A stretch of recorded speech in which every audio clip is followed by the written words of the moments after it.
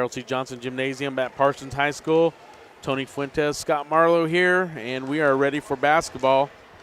Lady Vikings will host the Lady Dragons of Pittsburgh, and Lady Vikings were victorious last night over Frontenac Raiders to move to 10-3, and the Pittsburgh Lady Dragons come in 1-7 on the season. But Scott, I know Coach Scheibe's not going to let them forget when Pittsburgh came in here. I believe it was 0-18 or something like that towards the end of the year last year, and knocked us off with Jackie Hall, I believe, scoring around 35 points on us. And Jackie Hall is back, and she is a senior, and she is the lone senior on this Dragon team.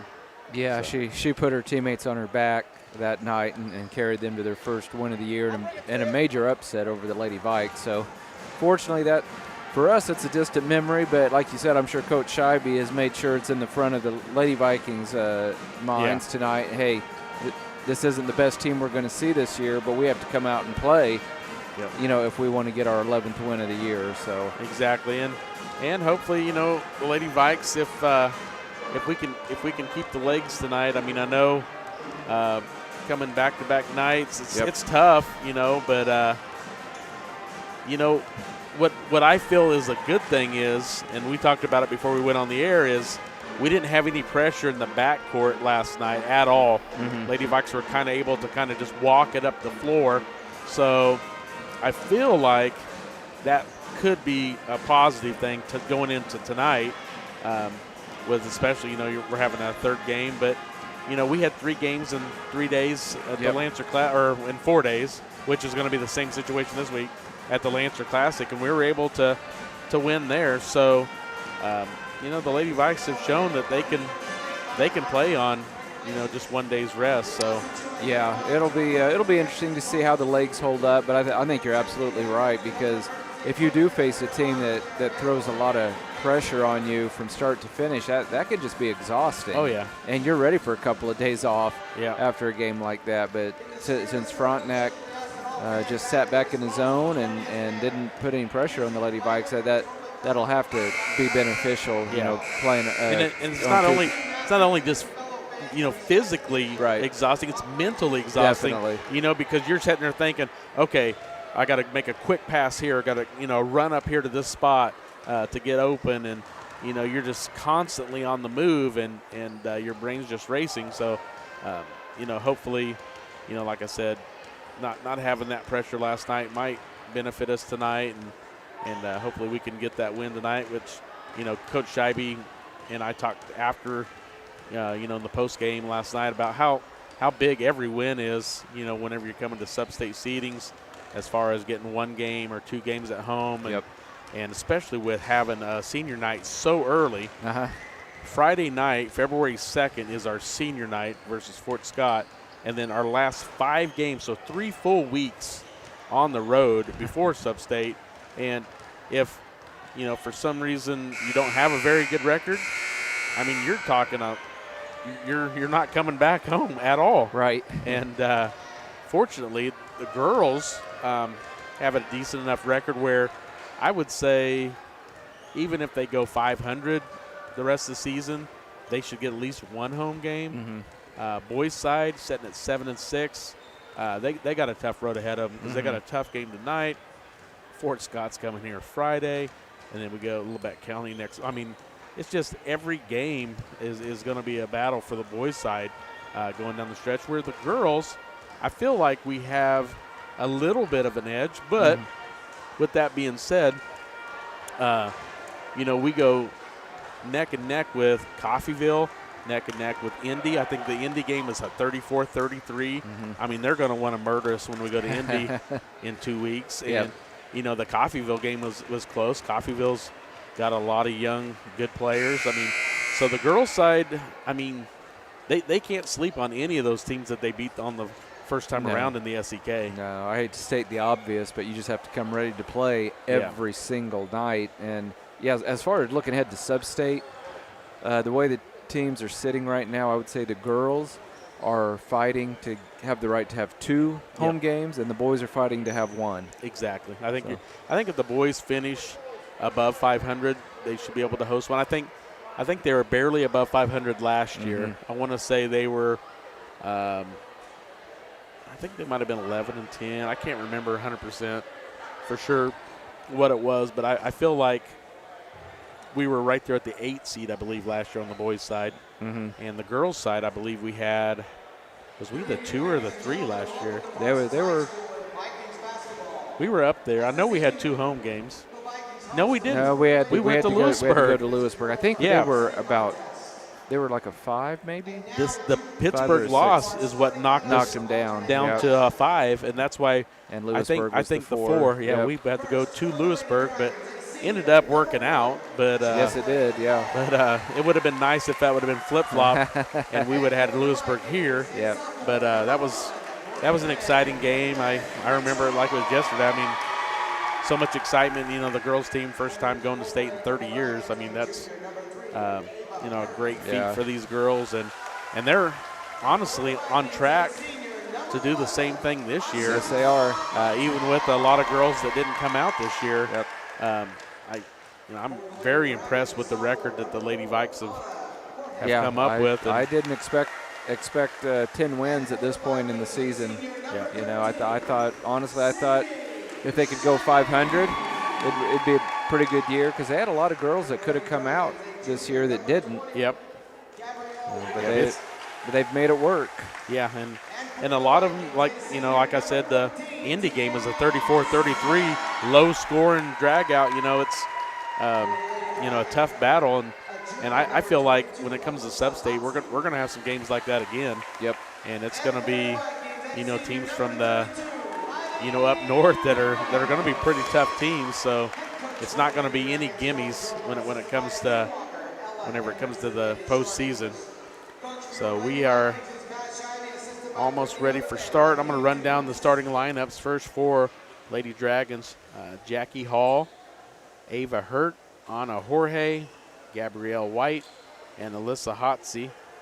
And for the Lady Vikes, Tiara Smith, Sydney Scheibe, Ashka Patel, Riley Dunley, and Braylon Mitchell. So Tiara Smith getting the start tonight. She had a pretty good game last night. A lot of good rebounds for the Lady Vikes. Hopefully that'll carry over into tonight. And wondering if Tiara Smith's starting. I wonder if she'll jump or if Braylon Mitchell will still jump. Let's see. No, not going to be Smith. Nope, she's backing up.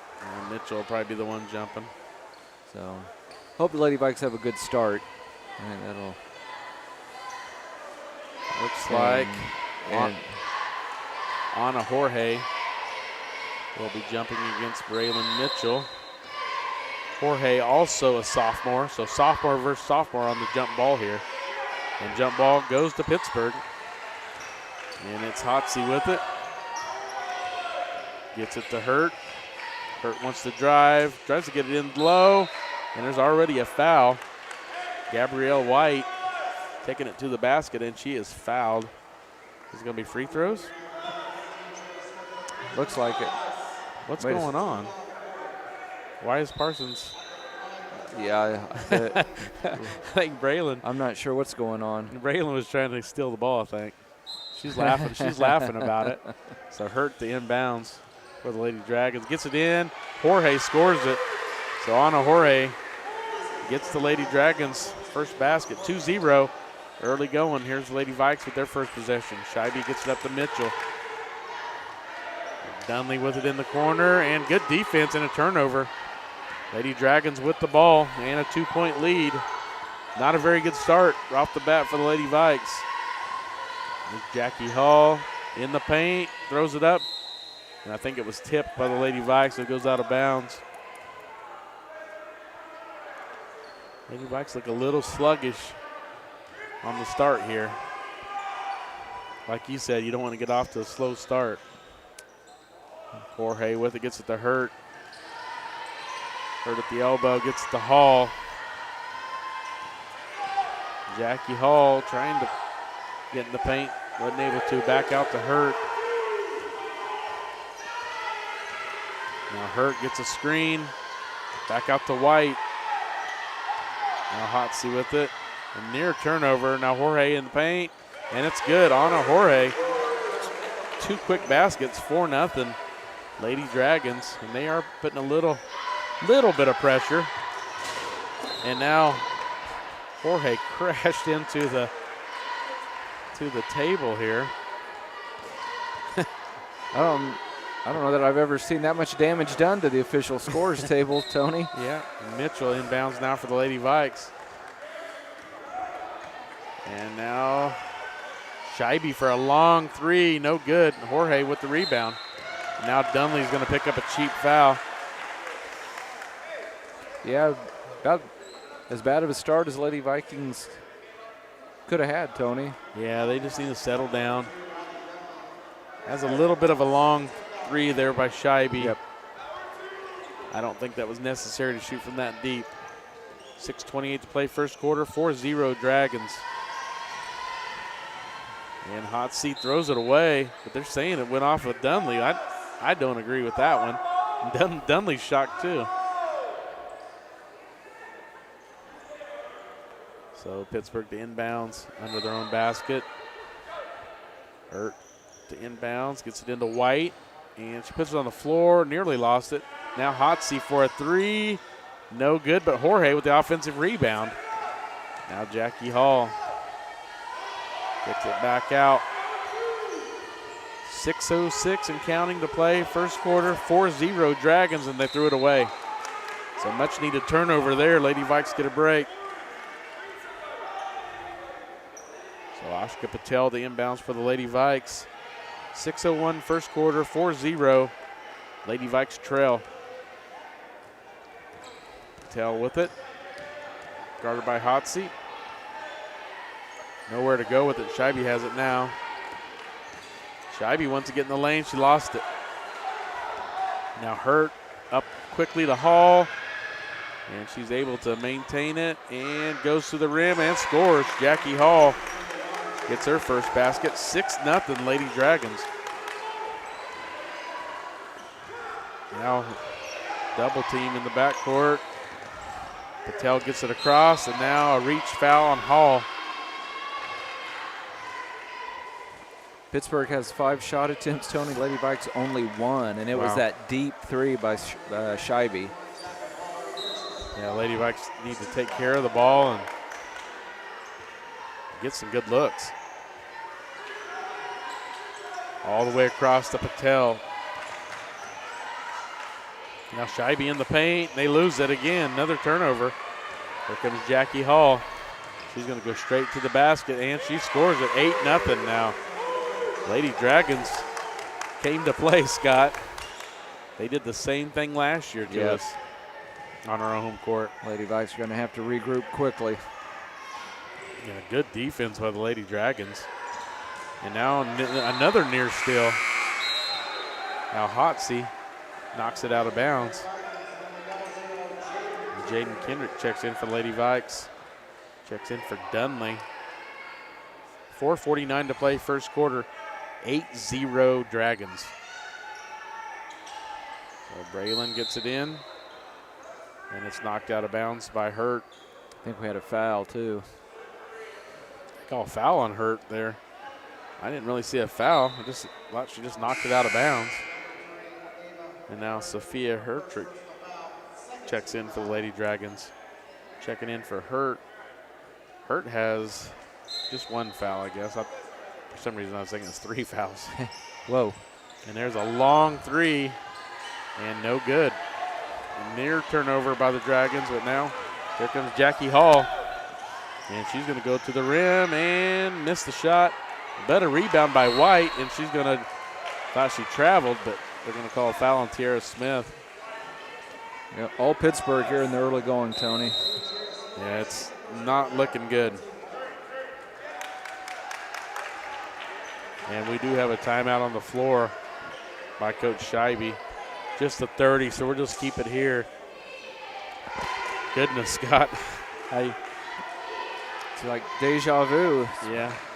I talked about them being a little bit, possibly a little bit tired, but I did not think they'd come out and lay a goose egg in the first half of the first quarter. Right now, Coach Dumas is laying into the girls. He's seen enough. So hopefully they come out of this timeout with a little fire. Yeah, Pittsburgh will have the possession and an 8-0 lead. So 4:32 to play, first quarter, 8-0 Dragons. And now inbounds goes, and White throws it up, no good. And here comes Mitchell. Quickly up the court for the Lady Vikes. She's cut off. Good defense by the Lady Dragons. And they throw it away again.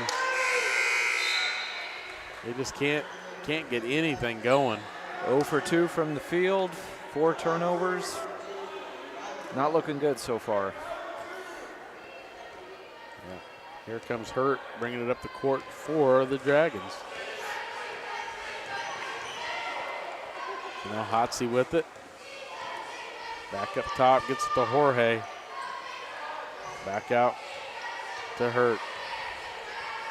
4 minutes to play, first quarter. Hurt thought she was going to shoot it. Now she gets it to Jorge, and Jorge scores it.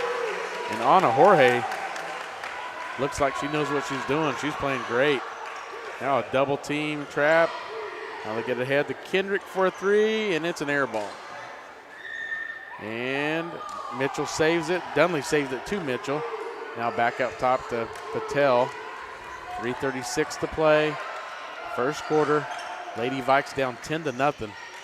Scheibe from the free throw line, no good. The Lady Vikes continue to struggle. And here comes Hurt. She throws it to Hotsy. Back out to Hall.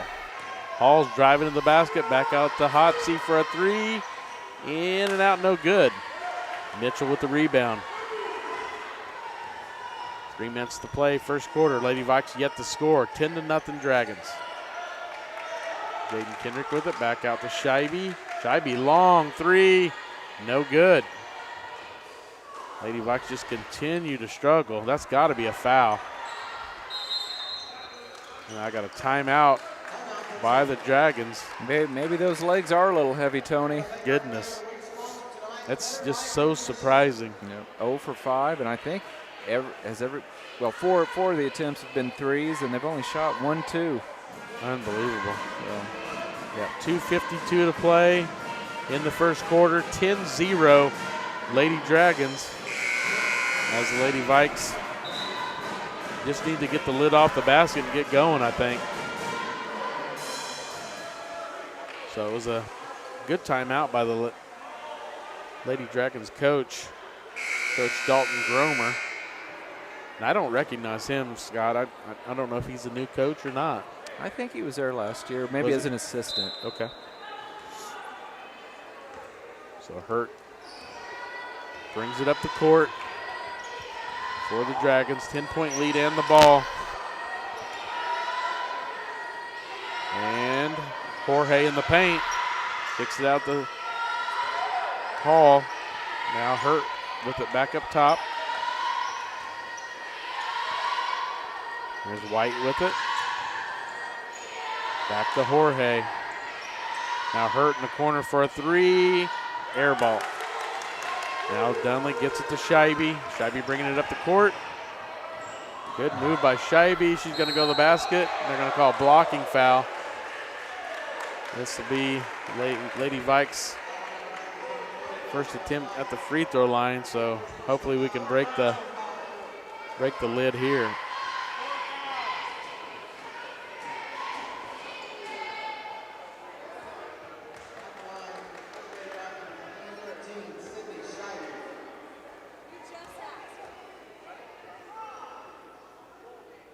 Scheibe knocks down the first one.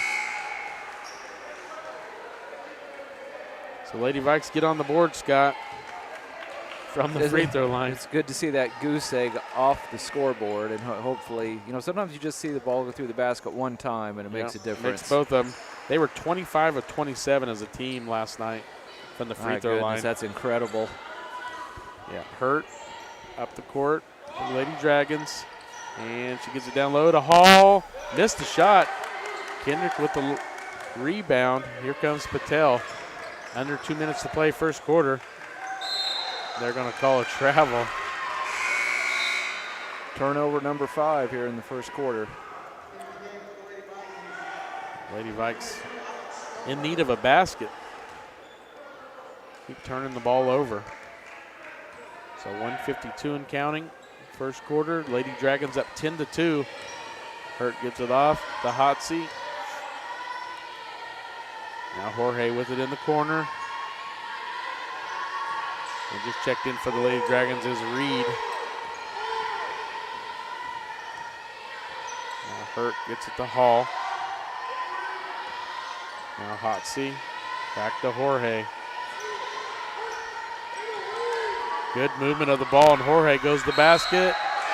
And they're going to wave off the shot. They're going to call a foul on the floor before the shot on Jaden Kendrick, which turns out to be a pretty good foul because she went in for a layup. Yep. Takes the points off the board, but Lady Dragons still have the possession.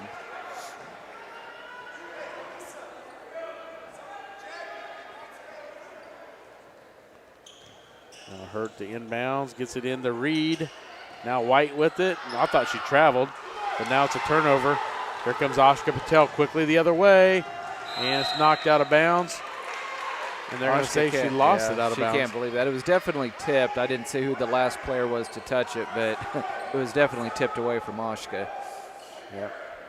Now Pittsburgh with the ball. Jackie Hall throws it away. Riley Dunley comes up with it. Here's Patel. Lady Vikes down 10-2, need a basket. Scheibe in the paint. Ashka for 3, no good. But nice rebound by Dunley, and putback is no good. Now Stoneberger gets her shot blocked after a rebound. Now we're down to 46 seconds and counting here in the first quarter. 10-2. And layup. Oh, she missed the layup. Lady Vikes caught a break there as Hurt missed the layup. Here comes Scheibe. All the way to the basket, throws it up, no good. I think she was just expecting a foul, and there's no foul called. 0 for 9 from the field, Tony. Wow. Not good. Now Hurt with it. Down to 20 seconds to go in the first quarter. Lady Vikes just lucky it's not worse than it is. Now Hotsy with it. Throws it down the Reed, and wow. Looked like a lot of ball. Jaden Kendrick's going to get called for her second foul, and it's going to be free throws this time because it's 5 fouls in the quarter. So Odessa Reed, sophomore, will go to the line to shoot 2. First one is good. So Odessa Reed gets her first point.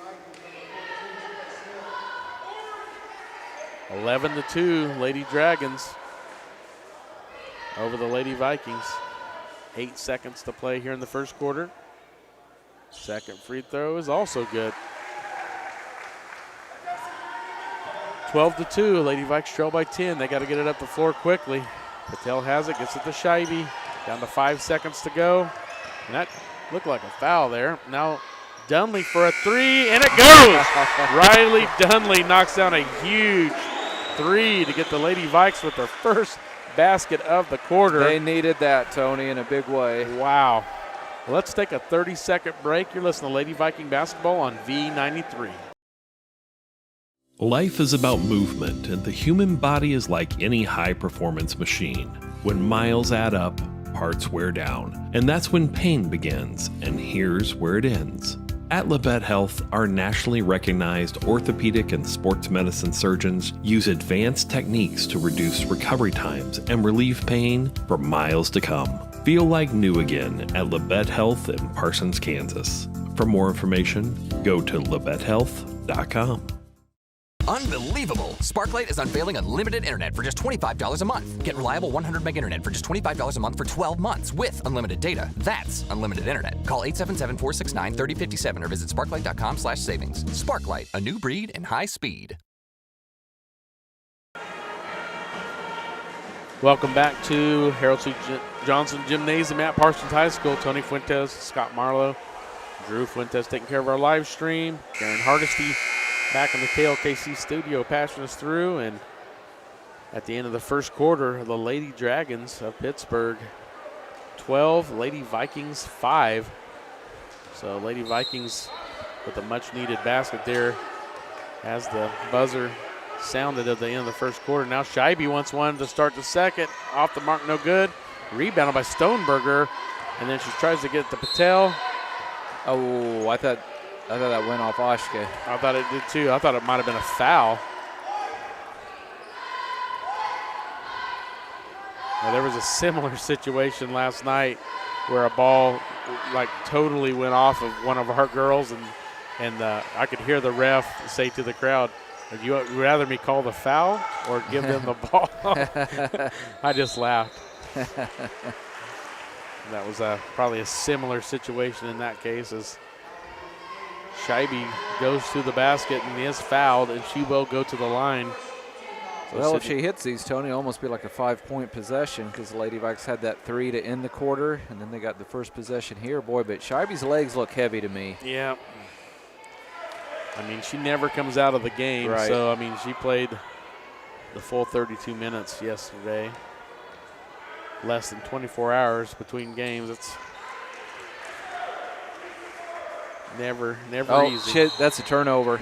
She stepped into the court, the gal that was inbounding it. Jorge made a little bit of a mental mistake there, just stepping over the line, and the ref was sitting there watching her.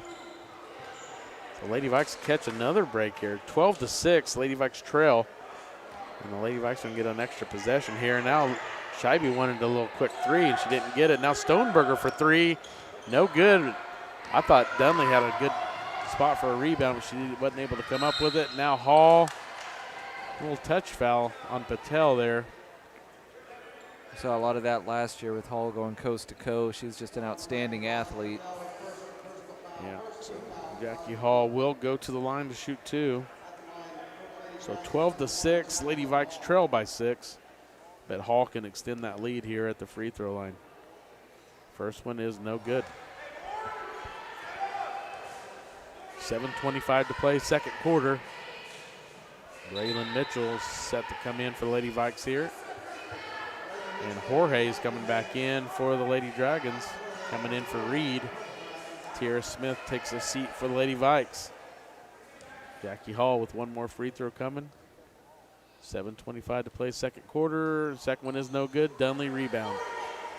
Here goes Mitchell. Mitchell gets it up the court. Looking for help. Double team. Now it's Stoneberger with it. And she just gets it stolen away from her. They're going to call a jump ball. Well, Tony, we talked about this last week.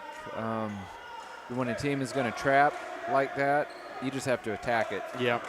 Don't if you're passive, you're going to get in trouble like Stoneberger did on that possession. Here's Hurt with it. Gets it to White. Jaden Kendrick set to come in at the next whistle. Jorge quickly to the corner. Back up top to Hotsy. Now Hall with it. 12-6 Dragons. Now Hotsy wants a 3. Looked good. Just a little deep. And it's knocked out of bounds. And it's going to go to the Lady Vikings. I think Jorge is talking to the ref about getting elbowed. Fortunately for the Lady Vikes, Pittsburgh's missed their last 5 from the field, so they've cooled off. Mitchell gets it inbounds to Patel.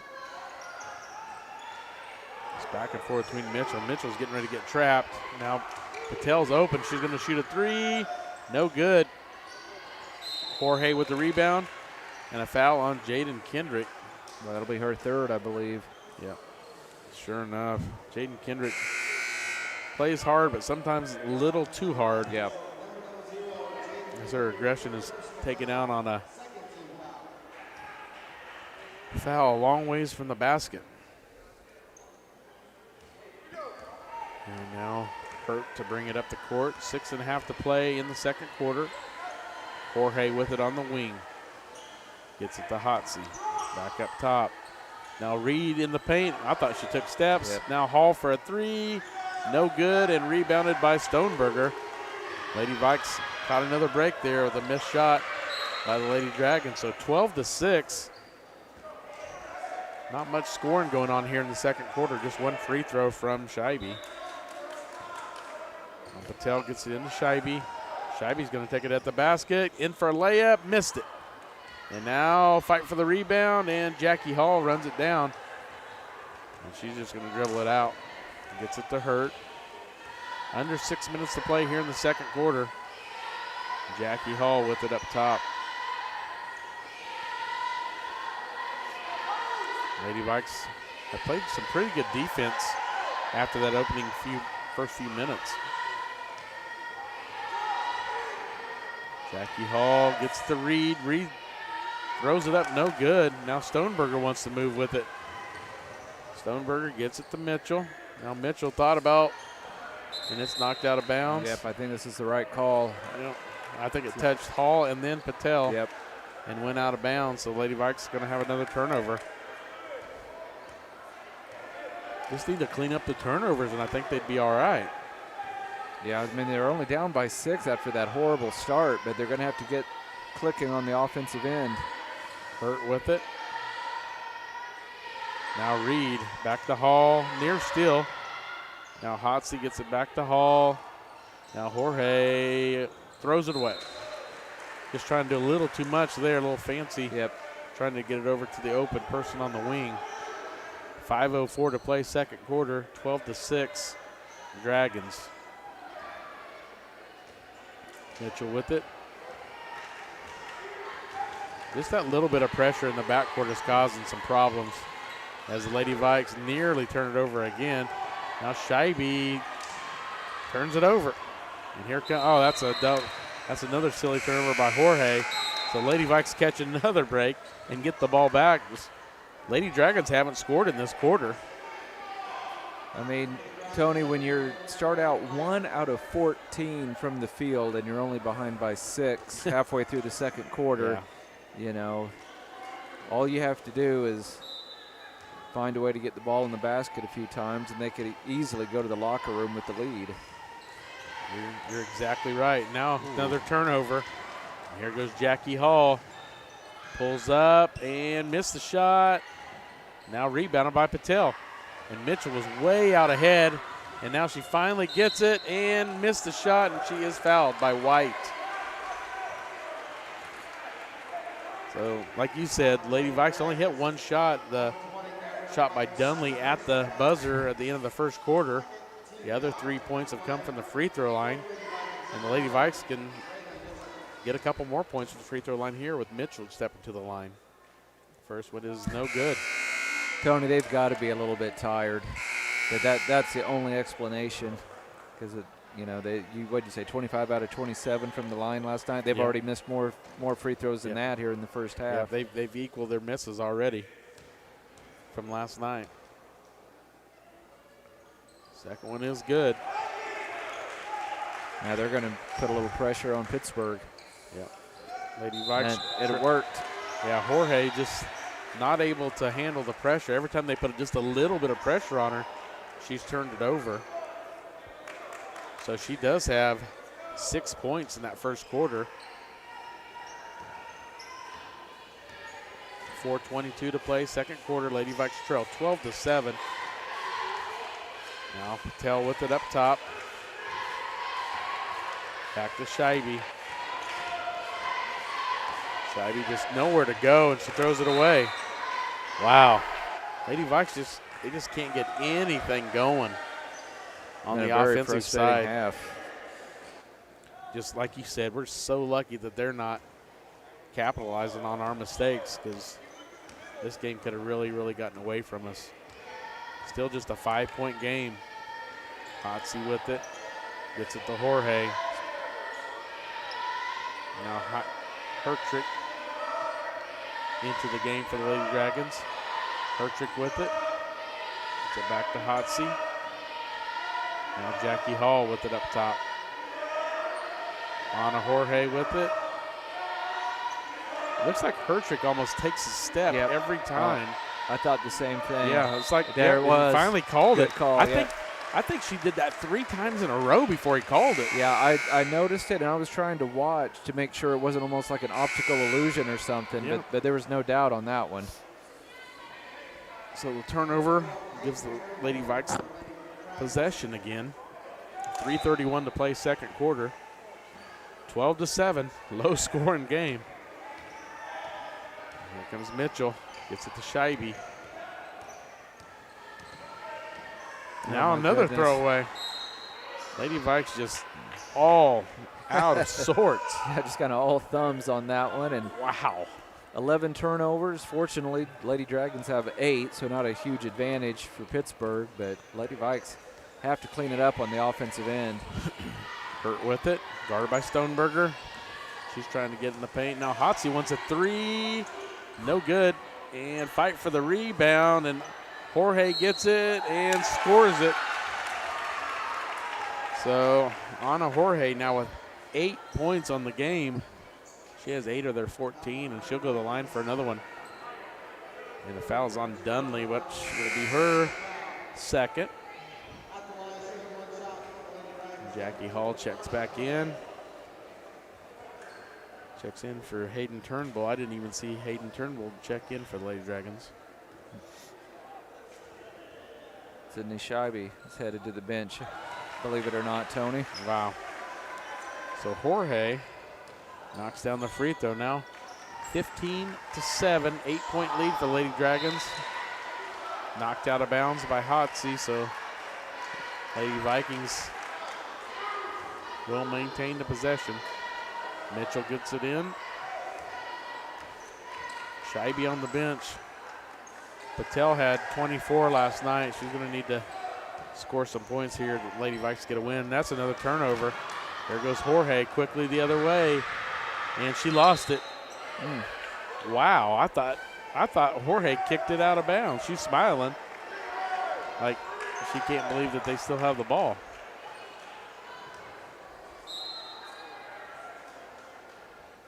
The Lady Dragons the inbounds. They get it in and near steal, and it is a steal. Patel with it. 2.5 to play here in the second quarter. And Patel throws it up. Are they going to get a shooting foul? Oh, it should be. She was going up for a shot there. I don't think they're going to give it to her. Oh, I can't believe that. Neither can Coach Scheibe. Yeah.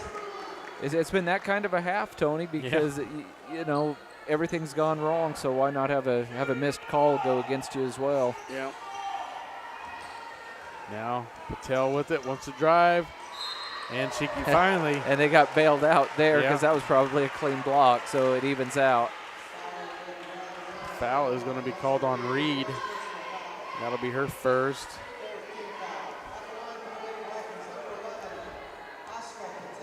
So Oshka will go to the line here.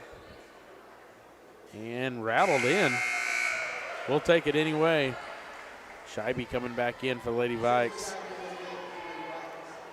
15-8, Scott. Just ugly, ugly game. Now Patel. Second free throw is no good, but a rebound by the Lady Vikes. Tiara Smith throws it up, and now it is knocked out of bounds and goes to the Lady Dragons. Wow. 1 out of 15 from the floor, Tony. Yeah, that's not usually good. So hopefully they can just keep this thing close going into the locker room and then come out and play a much better second half. Yep, here goes Hotsy, gets it to Reed. She's fouled. Is that going to be on Dunley? Let's see who they got. No, it's on Scheibe. I think it's just her first. So, Odessa Reed knocked down 2 free throws in the first quarter. She knocks down the first one here. So that's who we do not want to foul. So Jaden Kendrick checks back in. She has 3 fouls. She's going to have to be careful. Sydney Scheibe takes a seat. I'm a little confused by that, Scott. I am as well. And missed second free throw, and here is Mitchell. Breaks it, nearly lost it. Now she picks it up and scores it. I don't even know how she got that to go, but we'll take it. Near steal. Lady Vikes trail 16-10. Now Jorge with it in the wing. Minute 47 and counting to go here in the first half. Low scoring game at 16-10. Lady Dragons with a 6-point lead. Now Hall just throws it up. I think she wanted to foul. No call. Oh, Mitchell traveled with it. Silly, silly turnovers. So half of our turnovers got to been pretty much unforced. Yeah, and that's 13 here in the first half for the Lady Vikes. And here's Hurd with it. And another turnover. Are they going to get a foul on Reed? And if so, we have free throws at the Dunley other will end. shoot free throws. Sure enough, Reed picks up her second foul. We'll take that. I mean, any way to try to get back in this thing. So Dunley will go to the line to shoot 2. Lady Vikes trail by 6. 1:16 to play till halftime. First free throw's no good. So Lady Vikes just, that's the 4th missed free throw already in the game. Second one is good. So Lady Vikes trail by 5 at 16-11. And now near turnover. That's got to be a backcourt. Oh, they didn't have possession. They didn't have possession to call a timeout. That's the same official that missed a call earlier. Yeah. So, yeah. Yeah, the ball was on the floor, I thought. Yeah, it definitely was. 1:10 to play. Second quarter, 16-11. Lady Dragons with a 5-point lead. And Lady Vikes just only 2 baskets made. 1, 2, 3, 4, 5, 6 of their points have come from the free throw line. So over half their points from the free throw line. And yeah, fortunately, over the last, it would have to be the last at least 10 or 11 minutes of game time, the Lady Dragons only have 1 field goal. Yeah. And that's why the Lady Vikings are still within striking distance despite what has to be their worst half of basketball the entire season. Yeah, it's not been good. Now Hurt gets it to Jorge on the wing. Tries to get it down low. Now Patel's going to go the other way. 1-on-3. Patel takes it in and scores it. Ashka Patel, the big bucket to cut it to 3-point deficit at 16-13. Lady Vikes trailed 10-0 to open this game. So Lady Dragons trying to score before halftime. Now Reed with it, kicks it back out, and I think it's lost out of bounds. It goes to the Vikings, sure enough. Good eye. 33 seconds. Still no Sydney Scheibe. Yeah, she must have got in the doghouse a little bit here in the first half, I'm not Tony. sure what's going on. Here's Braylon Mitchell bringing it up the court for Lady Vikes. Mitchell kicks it to Stoneberger for a 3. 3 second. That's a quick 3-second call. Yep. They must have really been watching for it or something. Coach Scheibe's not sure about that either. Yeah, because there's only 33 seconds. Yeah. And it went down to 23, so there's only 10 seconds around the clock. Now Jackie Hall with it on the other side. And here's Hurt with it. 16-13, Lady Dragons with a 3-point lead. Now in the paint. Travel. She walked. Yep, sure enough. But 3.9 seconds. This would be time where you'd want Scheibe on the floor. But Tony, unbelievably, they could go to the locker room tied if they throw in a 3. Yeah. So Mitchell's got to get it into Patel. She does. Gets it quickly up the court to Stoneberger. Oh. And she throws it away. And she wasn't aware of how much time was on the clock. Lady Vikes trail by 3 going into the half. And you got to almost feel blessed that you do, yeah. It's only a 3-point deficit. Make 3 field goals, have 14 turnovers, and you're only down by 3. Yeah. So let's take a 2-minute break, and we'll come back and break down the first half. 2-minute break. Listen to Viking basketball on V93.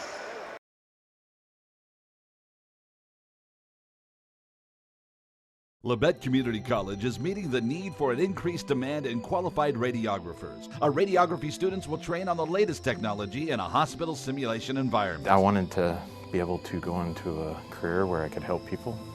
And if you're going to go into that field, in this part of the four-state area, LCC is the only place to come. Tuition is nearly half the cost of universities. Scholarship and financial aid available for those who qualify. Text radiography to 620-293-6671 for more information or visit labette.edu.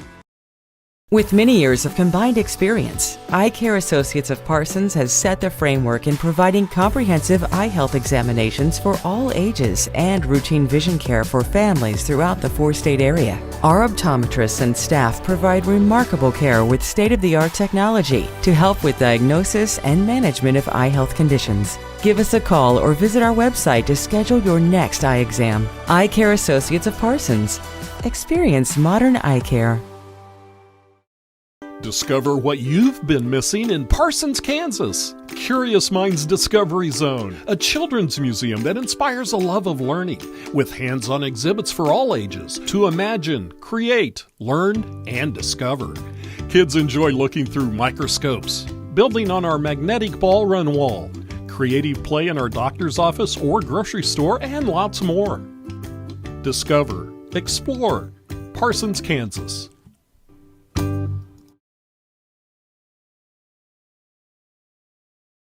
Unbelievable! Sparklight is unveiling unlimited internet for just $25 a month. Get reliable 100 meg internet for just $25 a month for 12 months with unlimited data. That's unlimited internet. Call 877-469-3057 or visit sparklight.com/savings. Sparklight, a new breed in high speed.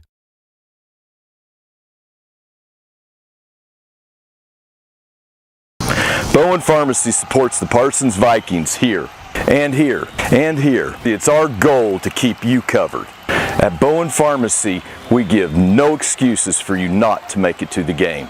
And it's always a great day to be a Viking.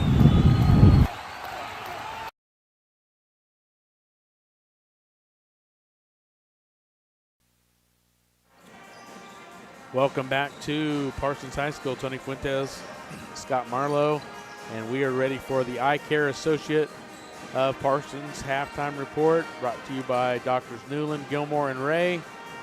And Lady Vikings trail by 3, 16-13. Low-scoring game. Only 3 scores for the visiting Dragons. Jackie Hall with 4 points, Anna Jorge with 9, and Odessa Reed with 3. And Lady Vikes equal scoring, but not much of it.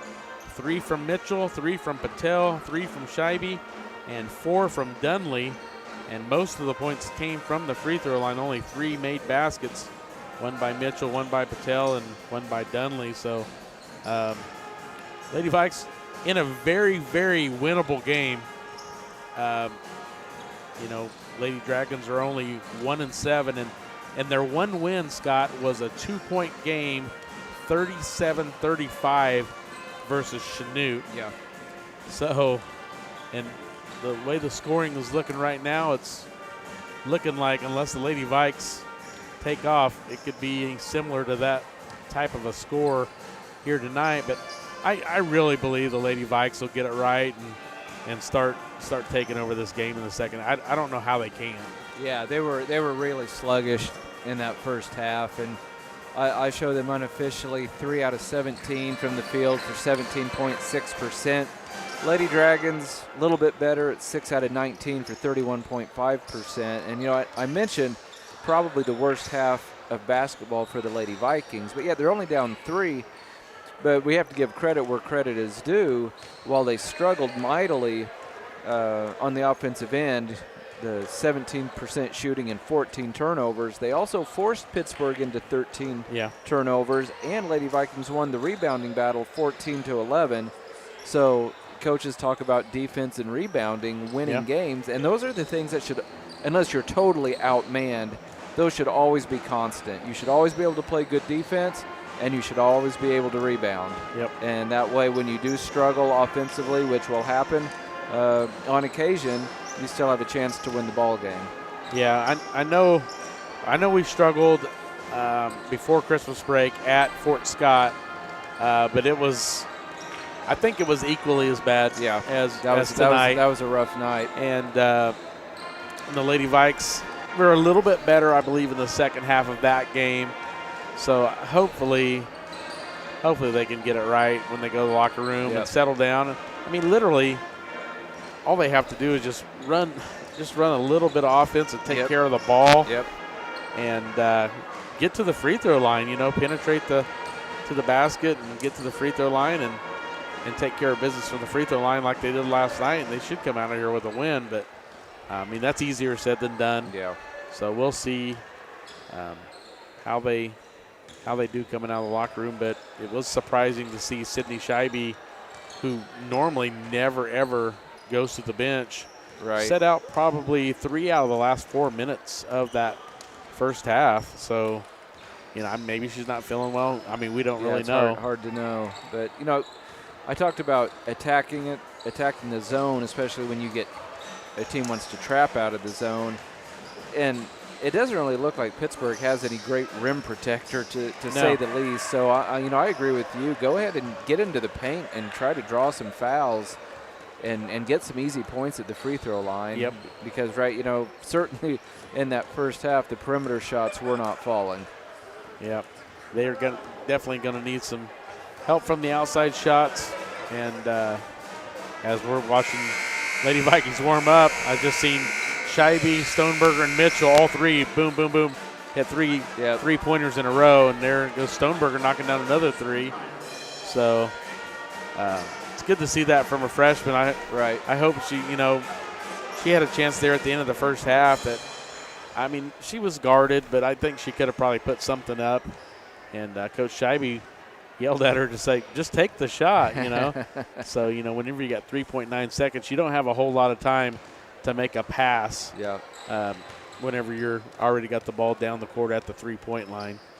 So, Lady Vikes out here warming up. Hopefully we can get it right. The boys' side's also out here warming up, and should be a track meet on the boys' side tonight. Yeah, the boys will have their hands full. You still have Mason English, the 6'3" superstar. Yeah, he's tough for the Dragons, and and Vikings will be outsized. I don't know how many of these guys get a lot of minutes, but English is a big guard, and then Chase Hembry listed at 6'6", Logan Mantooth listed at 6'5", Aiden Gazaway. I'm not even trying to say his name. Is a 6'7" junior, so they've got 6'5", 6'6", 6'7". They had a transfer that just transferred in at semester, just became eligible this last week is what I was told last night. So, and it's supposed to be a pretty solid player. So they're pretty loaded. They're going to be tough, and I'm not sure which kid it is that transferred in, but they said he's a big kid, so it might be the Gazaway. I'm not sure. I'd never seen that name before. Yeah, I haven't either. So that's a possibility that's him. So Lady Vikes getting ready for the second half. Let's take a 30-second break, and then we should be getting close to the start of the second half. 30-second break. You're listening to Lady Viking Basketball on V93. At Labette Community College, we're passionate about medicine and compassionate about people. Our highly trained instructors provide innovative career-specific education in the field of diagnostic medical sonography. Do you already have an associate or bachelor's degree in healthcare? Earn an additional certification in sonography. LCC offers a 12-month completely online program with a clinical component. In as little as 1 year, specialize in OB, abdomen, or vascular. For more information, text pound SONO to 620-293-6671 today. Apply online at labette.edu.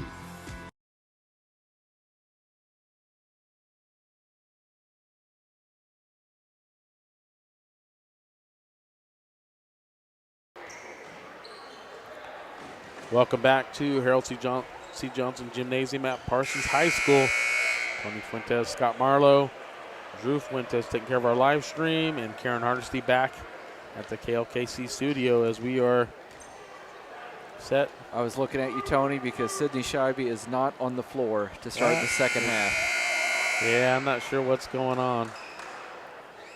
So Stoneberger, Dunley, Kendrick, Mitchell, Patel on the court for the Lady Vikes. Now Patel gets it to Stoneberger. 13-16, Lady Vikes trail by 3. Patel wants a 3. Look good. Just a little bit deep.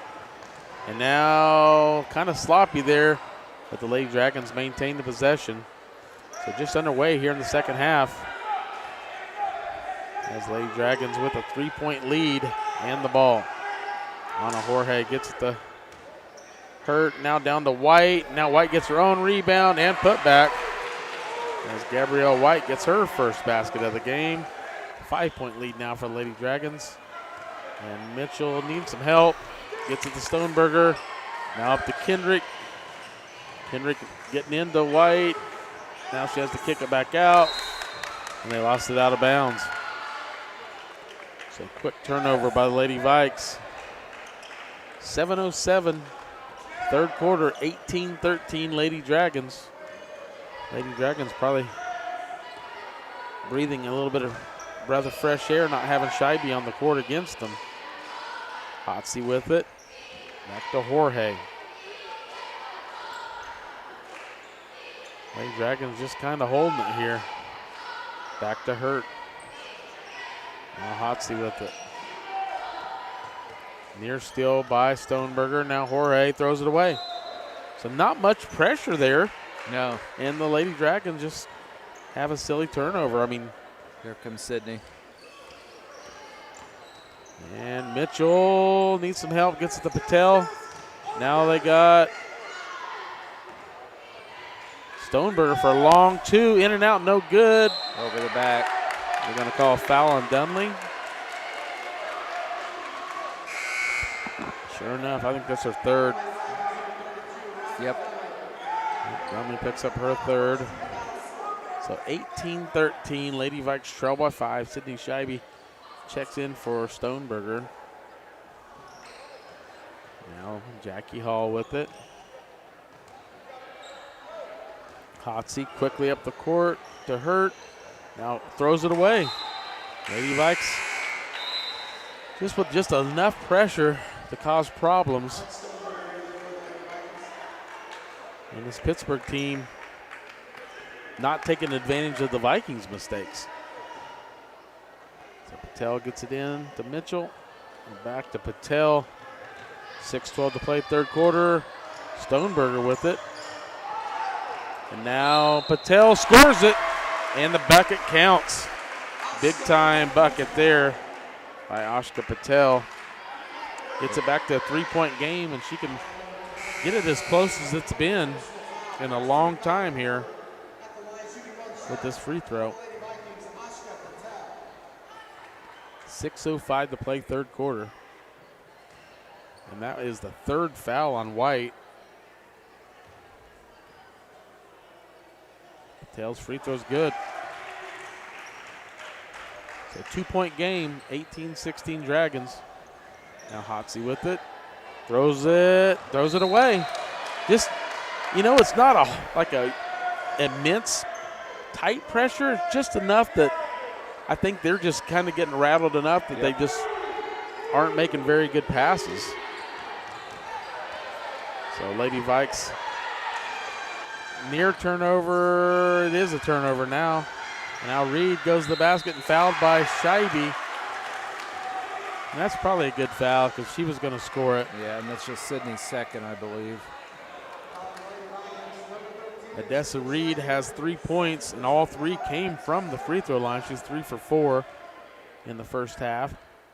And she'll have 2 free throws here. First one is no good.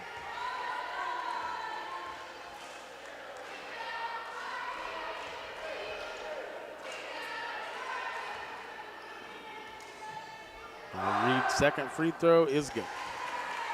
So Reed now with 4 points. And back up to a 3-point lead for the Lady Dragons, 19-16.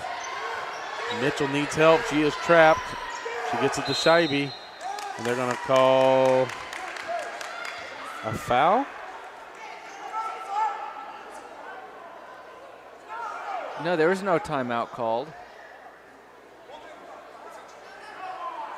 So the referee thought that he called timeout. That Coach Scheibe had called a timeout. Yeah, Pittsburgh coach was not very happy because she was trapped. Right. And then she was trying to go through the trap, and I thought it was going to be a foul called.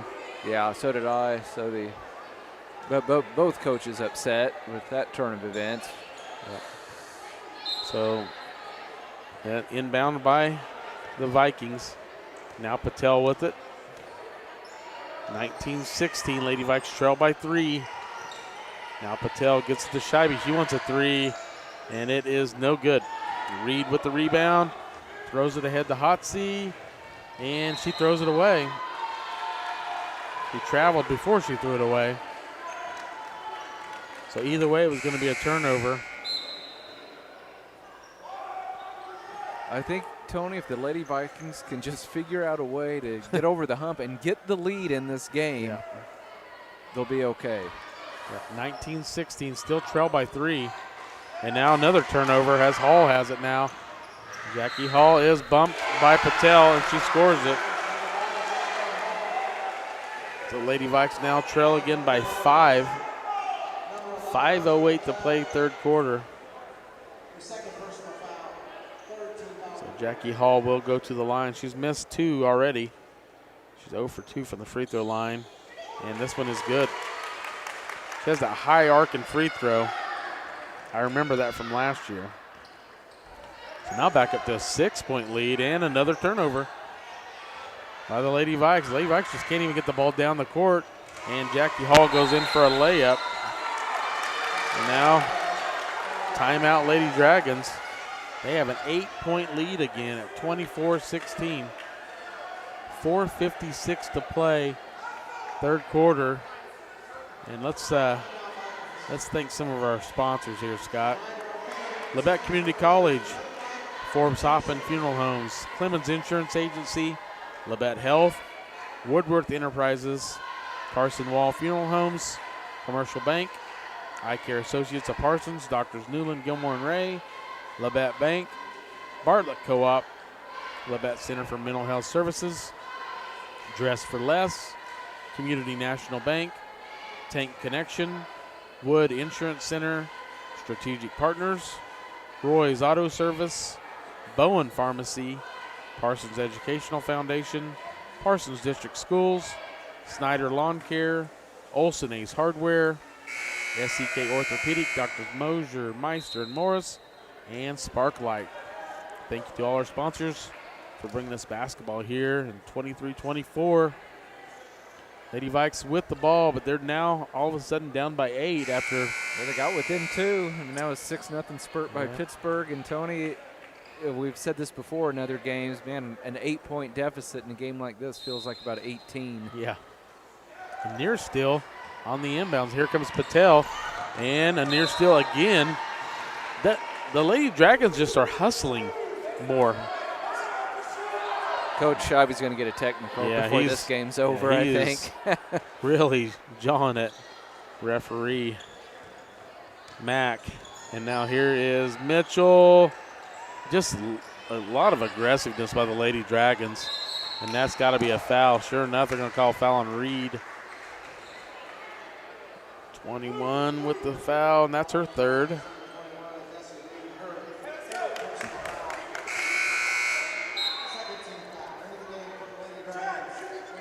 So Hurt checks back in for the Lady Dragons. And Mitchell needs to get it in. She throws it in to Patel, and she is fouled immediately. See if they get it on Jackie Hall. Nope. They got it on Sophia Hertrich. And that is her first. But Patel will go to the line. Patel's the only one that scored in this quarter. And she knocks down the first free throw. Well, this is what we talked about, Tony. You can't make anything from the field. Try to get to the free throw line.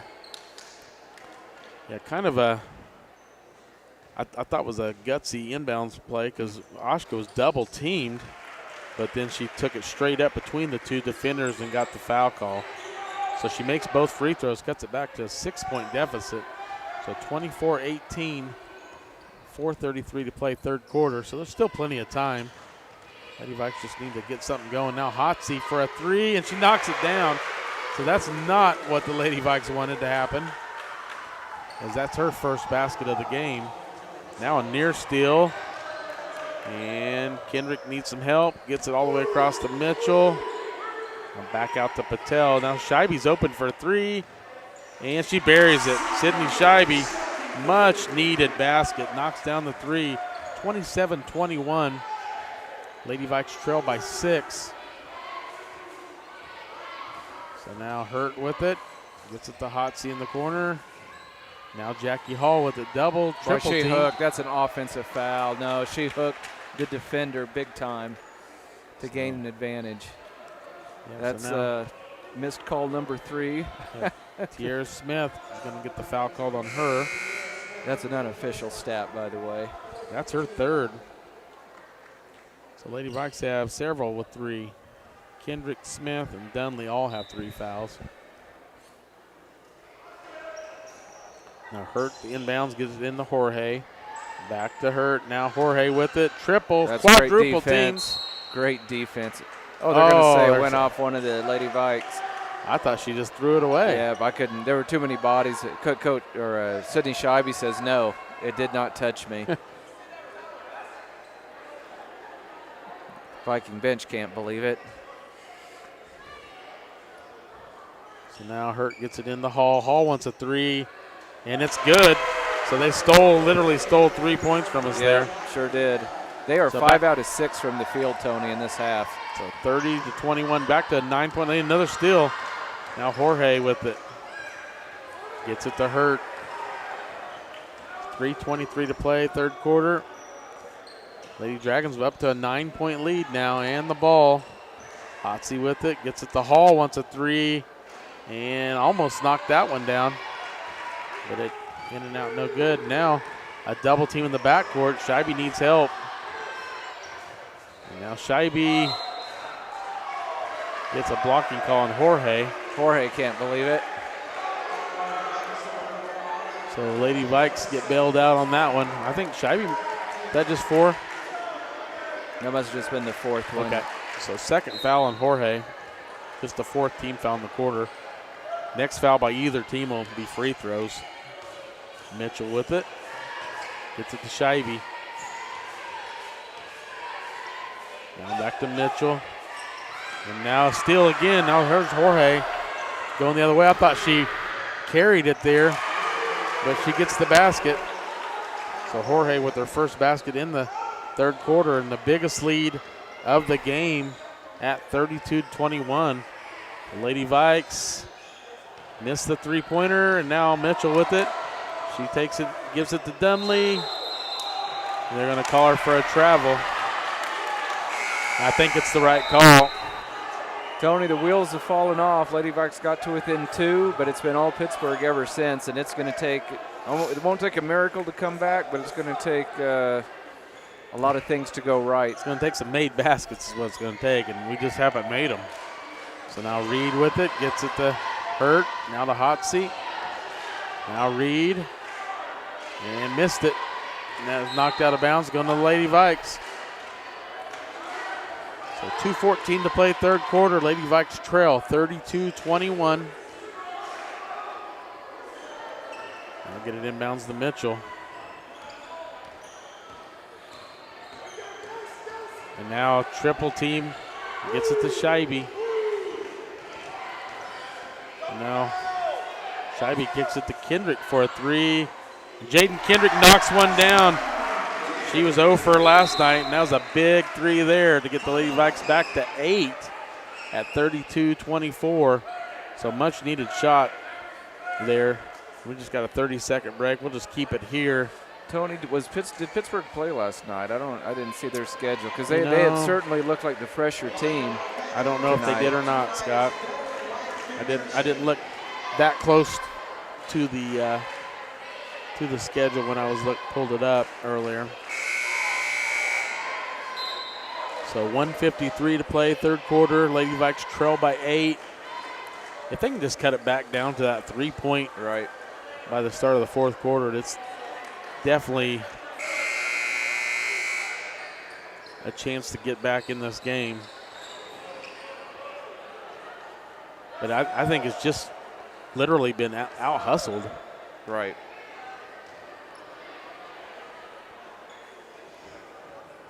So Jackie Hall, the inbounds for the Lady Dragons, gets it in the Hotsy. Now Hall, Hotsy back and forth, throw it up to Hurt. Hurt brings it back up top. Down to 142. Counting here in the third. Hotsy thought about the three.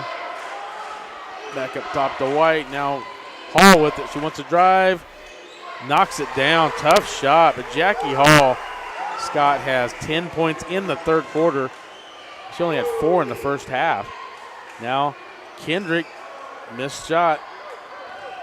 And here comes the Lady Dragons with a 10-point lead. And gets it. Knocks it down is Reed. And she is fouled. So this is going to be the biggest lead of the night for the Lady Dragons. And the Lady Dragons, they are 8 out of 11 this quarter, Tony. Lady Dragons are here to upset tonight. And if I looked at the schedule right, Pittsburgh went all the way to Ottawa. Really? Yesterday. Huh. Wow. Now Reed, free throw is good. So a 13-point lead at 37-24. Lady Vikes just really struggling on the offensive side here. Lady Vikes scored 65 last night. They've only scored 24 in 3 quarters here tonight. Ball will stay with the Lady Vikes. Down by 13. Just need some baskets. Just take it to the rim. Threes would be nice, but don't have to be threes. Now Scheibe with it. Oh, Patel for a three. Gets it to go. What a bounce. So Ashka Patel with 8 points here in the third quarter. And they're going to get a foul on Patel.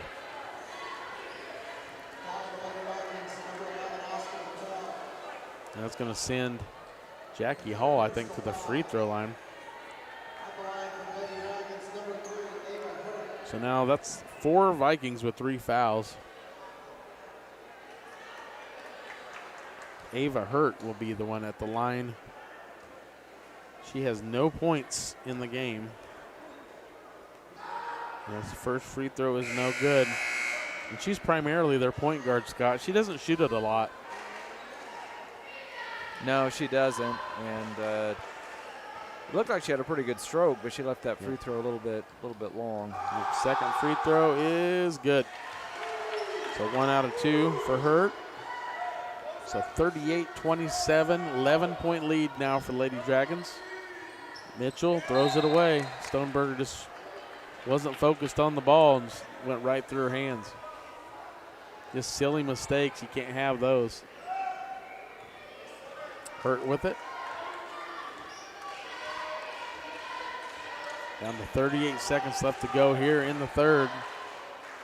Jackie Hall with it. And Pittsburgh, I'm sure, would love just for this to be a last shot.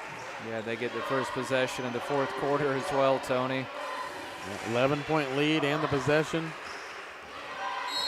And they're going to call a foul on Jaden Kendrick, I believe, on a little bump.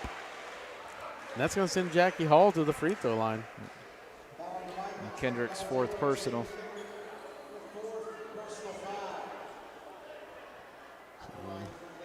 19 seconds to go in the third quarter. Jackie Hall at the line.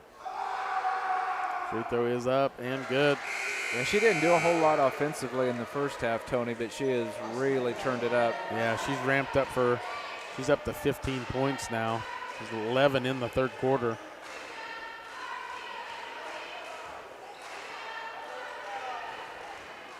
So 12-point lead at 39-27. Second free throw is no good, but a rebound by Jorge. They're going to call a jump ball. So Pittsburgh will get the ball. So 17.5 seconds.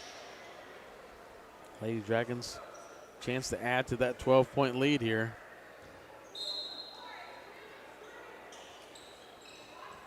And inbounds goes to Jorge, and then scramble, thrown away. Now Stoneberger with it, throws it away. Here comes Jackie Hall, quickly the other way. Now she's going to hold it for the last shot, down to 5 seconds. Hall for a three, air ball. It is out of bounds. And Lady Vikes, I don't think, going to have time to get a shot off here. No, just 0.3 of a second left.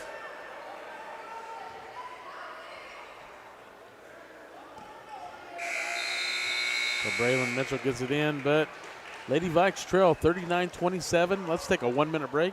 Listen to Viking basketball on V93.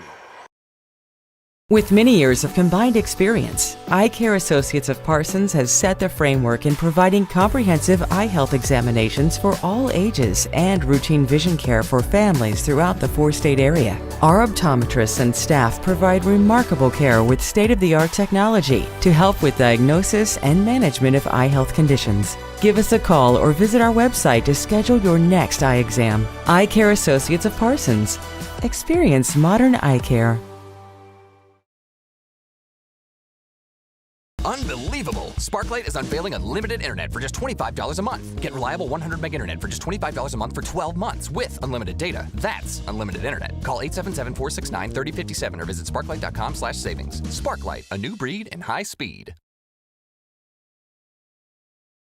Bowen Pharmacy supports the Parsons Vikings here, and here, and here. It's our goal to keep you covered. At Bowen Pharmacy, we give no excuses for you not to make it to the game. And it's always a great day to be a Viking. Yeah, with that late jump ball, welcome back to Parsons High School. We are underway.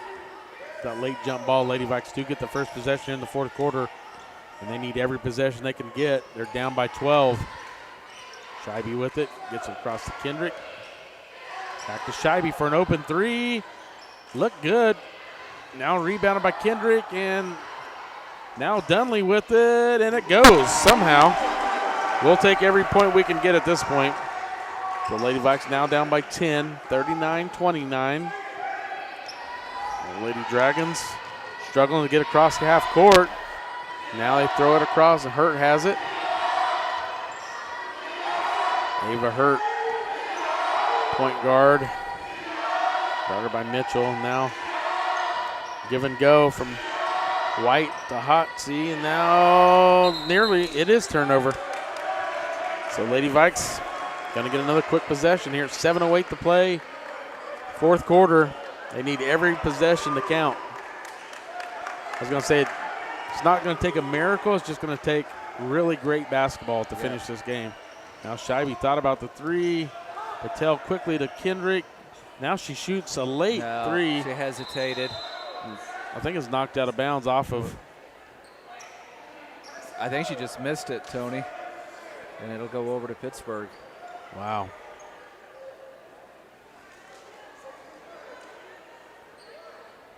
Pittsburgh shot 8 out of 12 in the third quarter, Tony. That's pretty good shooting. And Jackie Hall, and most of it was from Jackie Hall. Right. Now Hotsy's having trouble, double teamed. I get a timeout, I think, here. Timeout Pittsburgh, and we're just going to keep it here, and we'll thank some sponsors. Labette Community College, Forbes Hoppen Funeral Homes, Clemens Insurance Agency, Labette Health, Woodworth Enterprises, Carson Wall Funeral Homes, Commercial Bank, Eye Care Associates of Parsons, Doctors Newland, Gilmore, and Ray, Labette Bank, Bartlett Co-op, Labette Center for Mental Health Services, Dress for Less, Community National Bank, Tank Connection, Wood Insurance Center, Strategic Partners, Roy's Auto Service, Bowen Pharmacy, Parsons Educational Foundation, Parsons District Schools, Snyder Lawn Care, Olson Ace Hardware, SEK Orthopedic, Doctors Mosier, Meister, and Morris, and Sparklight. Thank you to all our sponsors bringing you Viking basketball this year. Lady Vikes trail 39-29, 6:46 to play. And the Lady Dragons do have the possession. So Lady Dragons slow to get back out on the court here. And I think we're ready for play. Jackie Hall to inbounds. Gets it into Hurt. She's guarded by Mitchell. Now gets it across to Hotsy. Back out to Hurt. Now Hall with it. Running a little bit of clock here. Now Hotsy with it. Gets it to Jorge.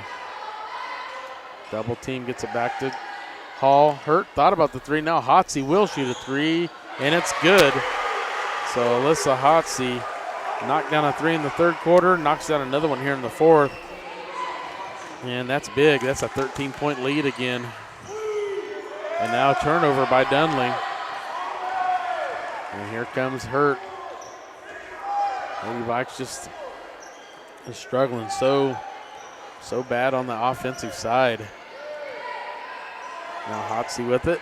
Gets it back out to Hurt. Lady Vikes going to have to pick up the intensity here. They do a little bit there. They cause a turnover. 5:46 to play. Fourth quarter. Lady Vikes are gonna need a bucket on just about every possession from here on out. You know, Tony, Pittsburgh has jumped the passing lane a lot tonight, and the Lady Vikings have not adjusted to it at all. Mitchell with it, thought about a long three. Now Kendrick with it, back to Mitchell in the paint. She got Looked fouled. like she got fouled, and they called the late foul. It might be on White. And I think are they gonna give her shots? Wow. They're giving her 2 free throws.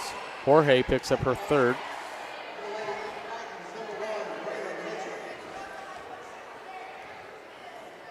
Mitchell at the line. First one goes. I didn't think it was going to go. I didn't either. It rattled in somehow. Yeah, they're going to need every free throw, every basket they can get to try to even get close here. 42-30. Second free throw is no good. Rebounded by Reed. Hall with it now. Jackie Hall bringing it up the court. Had a great third quarter, did Hall. Now Hurt with it. Lady Vikes need a turnover. 42-30. Lady Vikes trail by 12. Now Pittsburgh just happy just running a little bit of clock, and they nearly throw it away. Somehow maintain the possession. Now Hall with it up top. We're down to 5 minutes to play in the ball game. There's a lot of bumping. They're going to call an offensive foul on Hurt as she pushes Jaden Kendrick to the floor.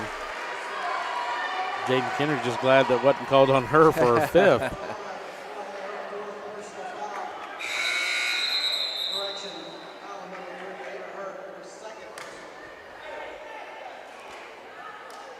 So now Ava Hurt will go to the bench. Lady Vikes with the possession. 5 minutes to play. They need to take care of the ball. Patel for a long three. Longest one I've ever seen her shoot. And it's no good. And here comes Jackie Hall. And near steal. White ends up. Oh, wow. Offensive foul has to be. Yep. Offensive foul on White. She shoved off. And that's going to be her fourth. And now coach for Pittsburgh in the face of the ref. 4:42 to play, 42-30. Now Oscar Patel to inbounds for the Lady Vikes. I think it was the right call. Yeah, I do too. She definitely shoved her. Now Scheibe is fouled on a three-pointer. So Scheibe will go to the line for three. With no time going off the clock, that's definitely an advantage to the Vikings if Scheibe can knock down all three of these. And Pittsburgh takes a timeout, going to try to ice Sydney Scheibe. So 4:36 to play. Let's take a 30-second break. You're listening to Lady Viking Basketball on V93. Discover what you've been missing in Parsons, Kansas. Curious Minds Discovery Zone, a children's museum that inspires a love of learning, with hands-on exhibits for all ages to imagine, create, learn, and discover. Kids enjoy looking through microscopes, building on our magnetic ball run wall, creative play in our doctor's office or grocery store, and lots more. Discover, explore, Parsons, Kansas.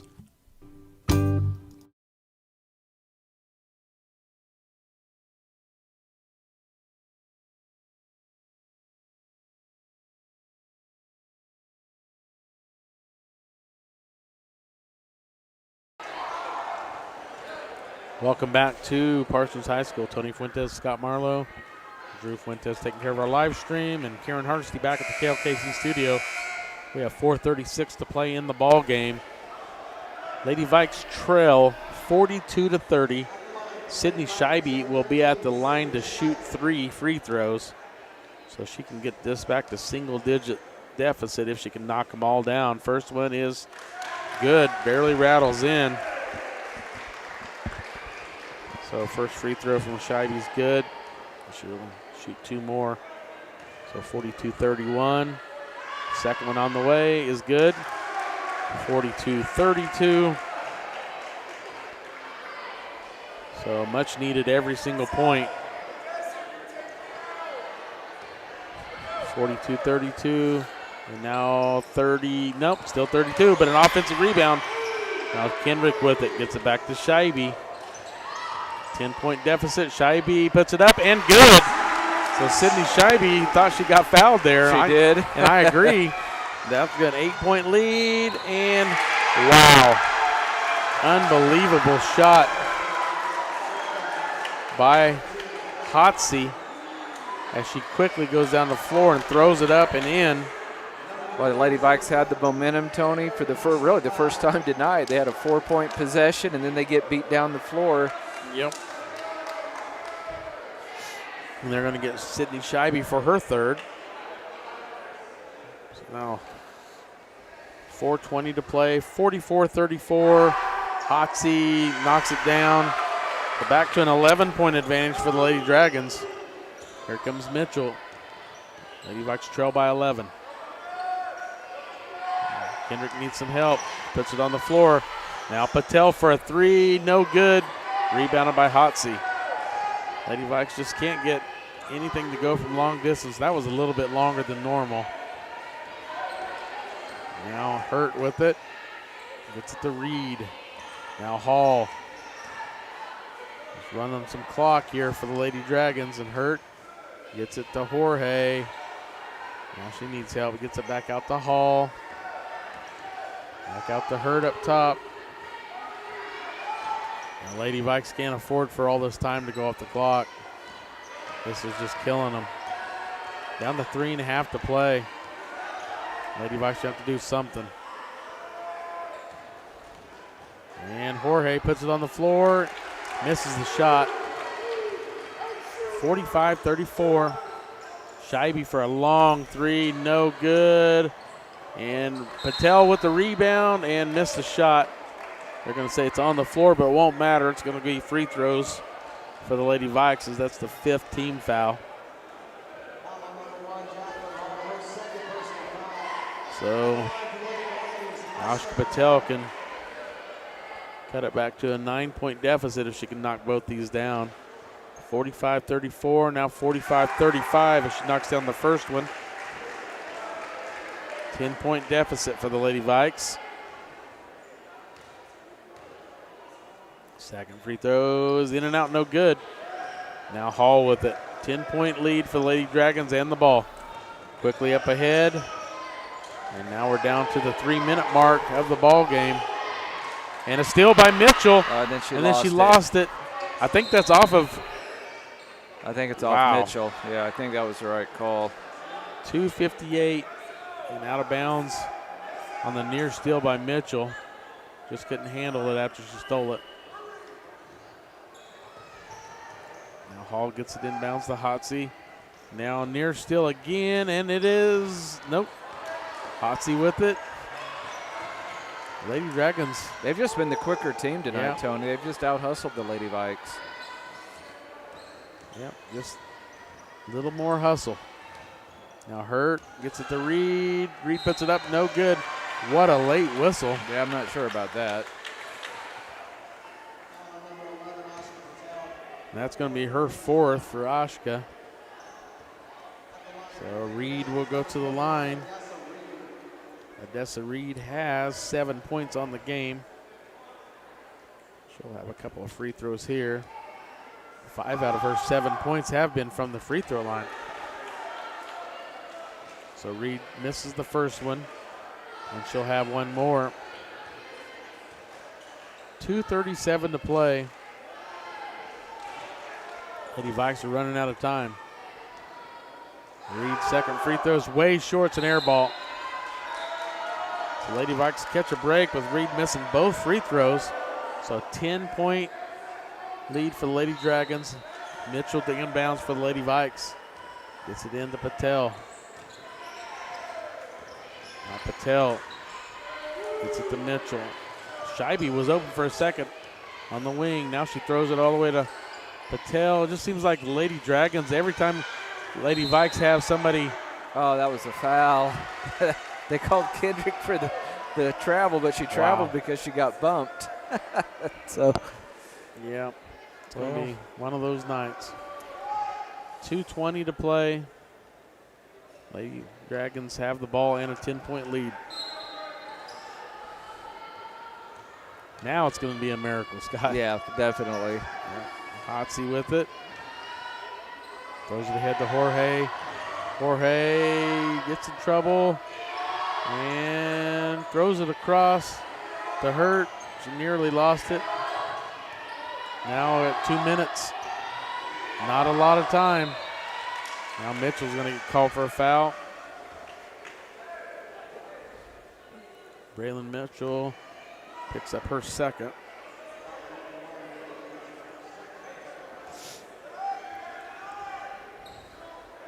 So 45-35.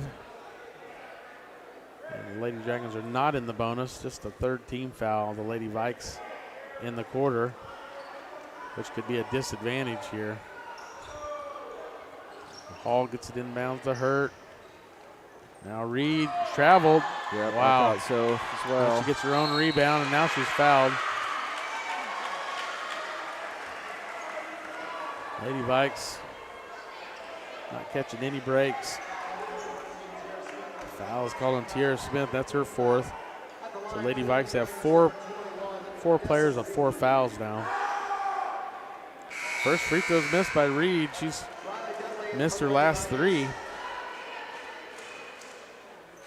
She'll have one more. Dunley checks back into the game for the Lady Vikes. Second free throw is good. 11-point advantage. Lady Vikes got to go in a hurry. Patel with it.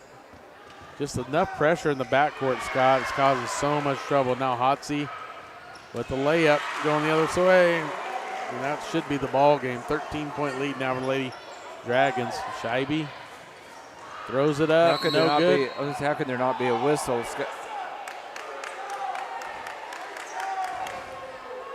now a foul on Reed.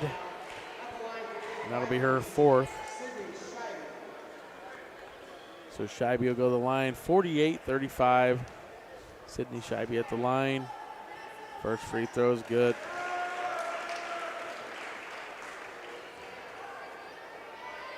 .134 to play in the ball game. Lady Vikes trail by 12. Scheibe's second free throw is good. Back to 11-point game. Lady Vikes not putting any pressure on the ball now. So this game pretty much over. Ava Hurt with it. Now hot seat. The Lady Vikes aren't fouling. It's going to be over. So now Mitchell, Garden Hurt. They're going to call a foul on that. Wow.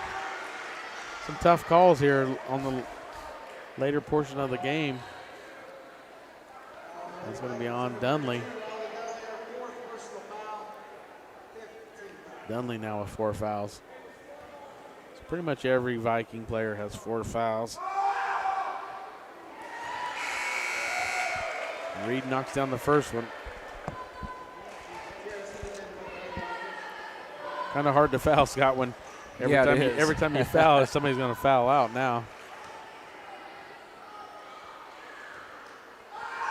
Second free throw is also good. Back up to a 13-point advantage at 50-37. Sydney Scheibe with it. Throws it all the way up to Kendrick. I thought she should have just shot the 3. Tierra Smith underneath. Can't get it to go. And down to 54.6 seconds to play.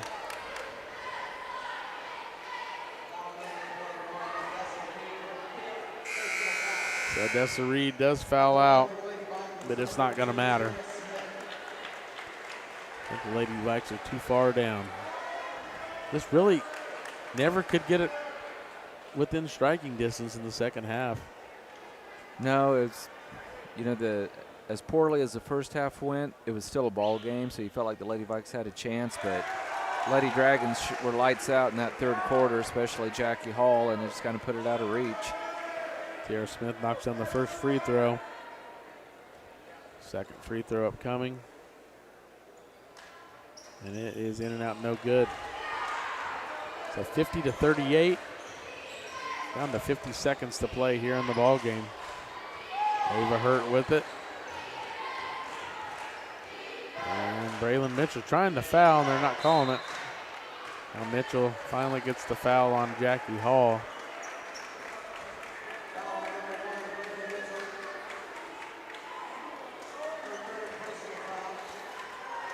Braylon Mitchell picks up her third. And she's basically the only one on the floor that can make a foul, I believe,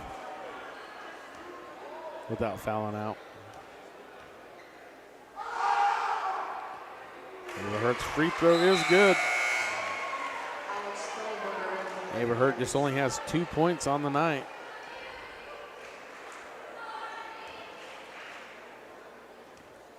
(51-38). Second free throw no good. Better rebound by Jorge. Now blocked shot and knocked out of bounds. I think it's Lady Vikes basketball, I believe. I'm not sure. I have no idea what the call was. Refs are getting together.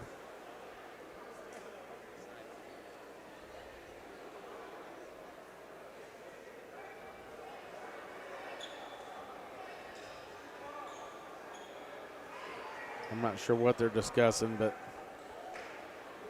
something happened on that inbounds play, or on the sideline. Well, a technical foul on Tierra Smith. But no explanation. I don't know what she did. Yeah.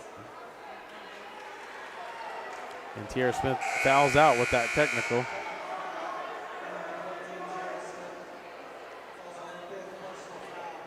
Well, that's just kind of. Yeah. I don't think it's going to matter. Cherry on the top, the way that this game has gone. Yeah, if this would have been a 3-point game, that would have been a big difference. But with it being a 13-point deficit, I don't think it's going to matter at this point. Jackie Hall misses the first one. She'll have one more.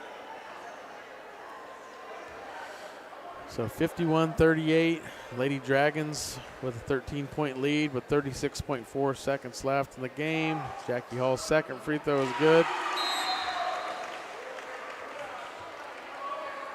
So 14-point lead. I think that's the biggest lead of the night. I think so.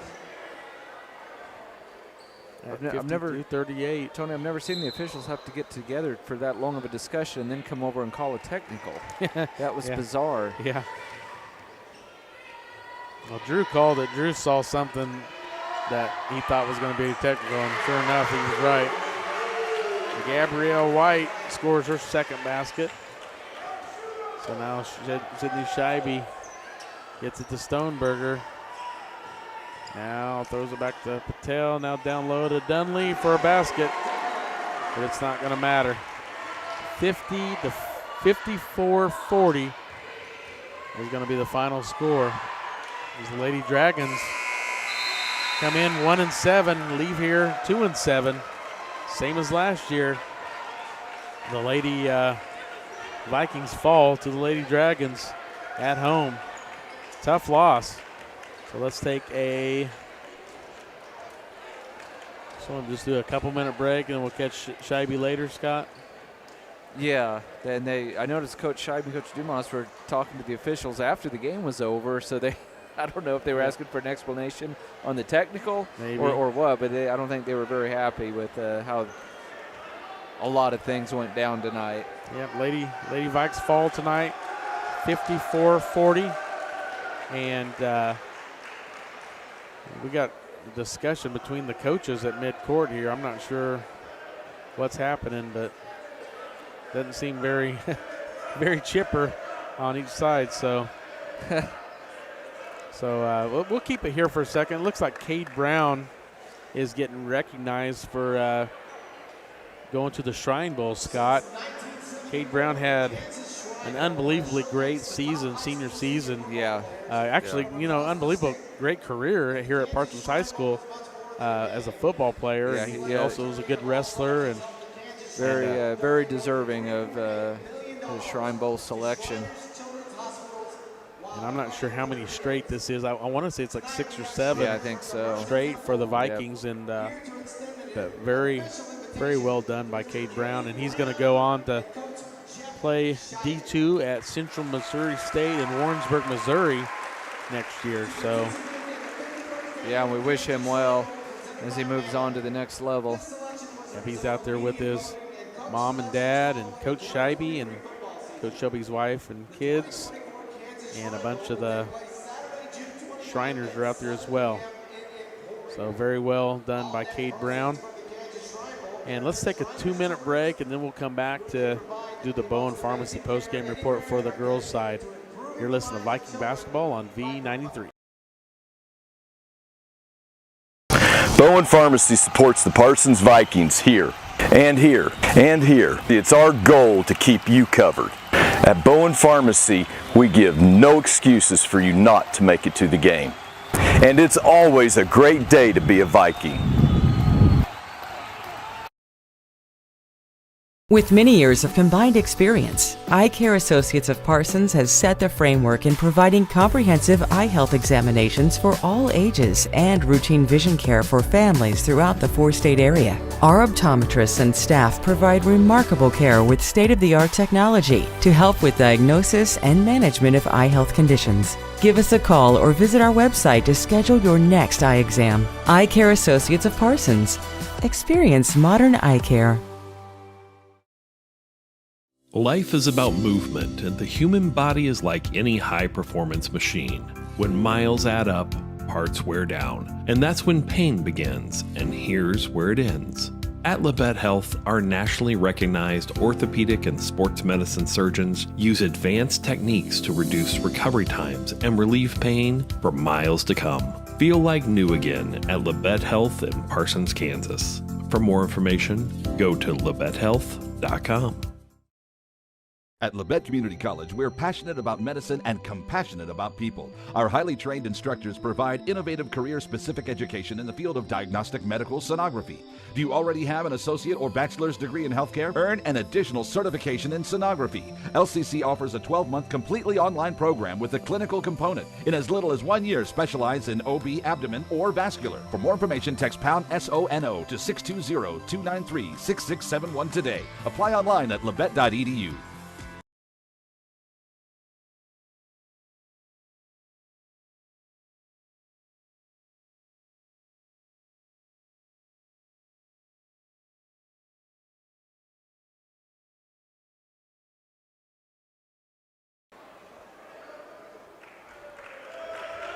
Welcome back to Parsons High School. Tony Fuentes, Scott Marlowe, Drew Fuentes taking care of our live stream, and Karen Hardesty back at the KLKC studio, and we're ready for the Bowen Pharmacy post-game report on the girls' side, and we'll run down the scores.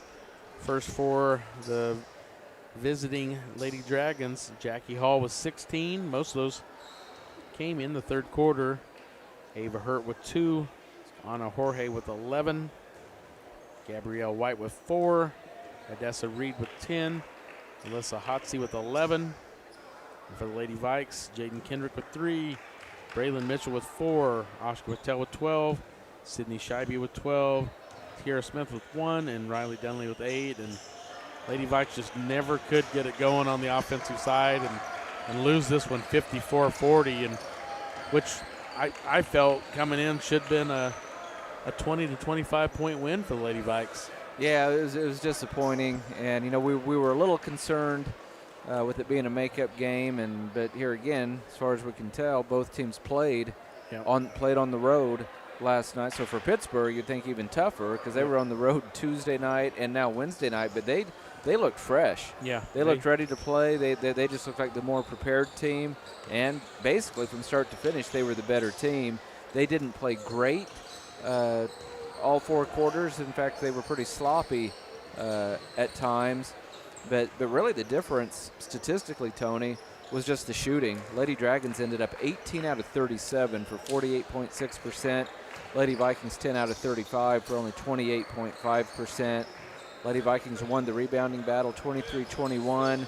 A lot of turnovers tonight by both teams. Lady Vikes had 27. Lady Dragons had 23. Wow. But no, the Lady Vikes just couldn't shoot tonight. And, their bread and butter, a lot of games is that three-point shot. Yeah. And it just, and credit the Didn't go. Pittsburgh defense. They did a good job closing out on the shooters at times. But the Lady Vikes also missed a lot of open looks. Yeah, they definitely didn't take advantage of a lot of the turnovers.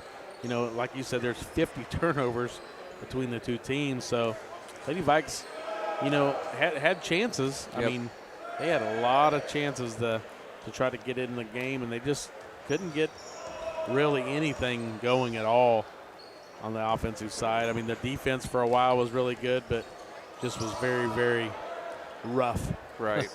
So you want to take a little bit of time before the boys' game here, Scott? Yeah, after that Shrine Bowl ceremony, it's going to be a little time between games. Let's take about a 7-minute break, Okay. and then we'll be back with pregame for our boys' contest. You're listening to Viking Basketball on B93.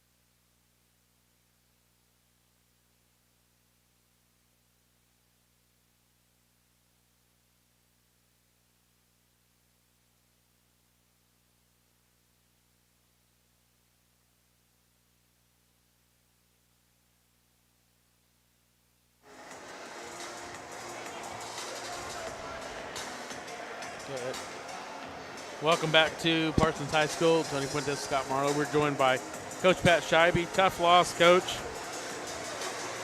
Ugly at times, and didn't get any better. Yeah, hats off to Pittsburgh. They outplayed us for 4 quarters. I thought tonight they beat us, I think, every quarter, and we were just kind of in a funk and couldn't get out of it and giving up way too many points. We talked about that last night, and I bet you if you look right now, 54 points is probably the most Pittsburgh scored all year. Yep. So, I mean, we talked about that in the locker room, and got to hold each other accountable. And Sydney didn't feel good to start the game. She passed out earlier today, and maybe shouldn't have played, but, the other girls got to step up as well, and it was frustrating to watch. Yeah, it was just a complete opposite of last night. Last night I felt like we were the team out hustling Frontenac, and tonight we got out hustled by Pittsburgh. I don't know if our legs, was a little tired from playing last night, but I hate to make excuses, but we still got a good team, and we just got to, get back to work tomorrow and practice and fix a few attitudes and things like that, and the way we present ourselves. Yeah. Well, Coach, tough loss, but we got a tough Fort Scott team coming in here Friday night for our senior night. I know the girls are going to want to play hard on their senior night, so. Yeah, that's what we talked about. We got to forget about tonight, have a good practice tomorrow, and be ready to play Friday, and we expect to beat Fort Scott. Yeah. So, all right, good deal. All righty. Thanks, Coach. We'll see you Friday night. Thank you, guys. That was Coach Scheibe of the Lady Vikes that were knocked off tonight, 54-40. So tough loss for the Lady Vikes to fall to 10-4 on the season. So the Lady Vikes have a tough matchup coming up this Friday night against Fort Scott that totally dominated them from start to finish at Fort Scott earlier this season. So, a tough matchup coming up for the Lady Vikes. So we're ready for the boys' side, Scott. Yeah, it's going to be a tough one for sure. Vikings will have to probably play their best game of the year to come out on top tonight. We'll go ahead and run down the starting lineups. First for Pittsburgh, they'll go with 6-foot junior Nate Mitchell, 6-foot senior Joey Cronister, 6'4 junior TJ Wesley, 6'3 senior Mason English, 6-foot sophomore Jaden Brown.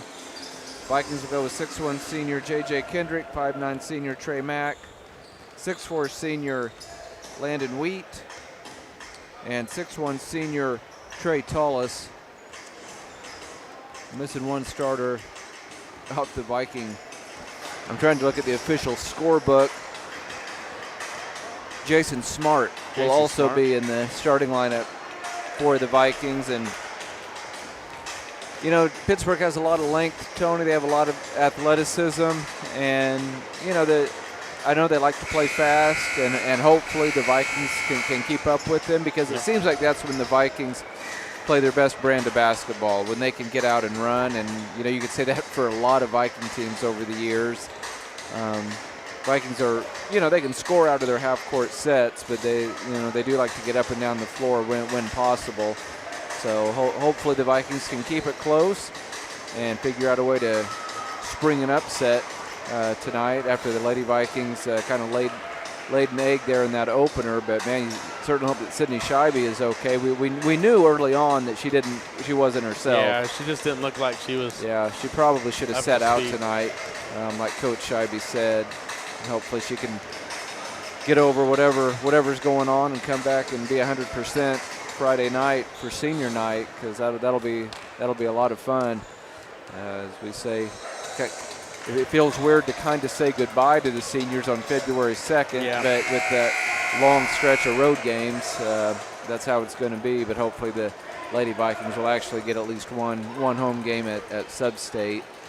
So it looks like they're going to get ready for the national anthem, I believe. Everything's a little bit out of sorts here at the gymnasium. The clock's already hit 000, and we haven't even had the national anthem or anything yet. So let's go ahead, and I'm going to make sure that they're going to have the national anthem before I step away for a break, but surely they are. Looks like they're ready up in the band area. So let's go and step away for a 2-minute break. We'll be right back. You're listening to Viking Basketball on V93. Discover what you've been missing in Parsons, Kansas. Curious Minds Discovery Zone, a children's museum that inspires a love of learning, with hands-on exhibits for all ages to imagine, create, learn, and discover.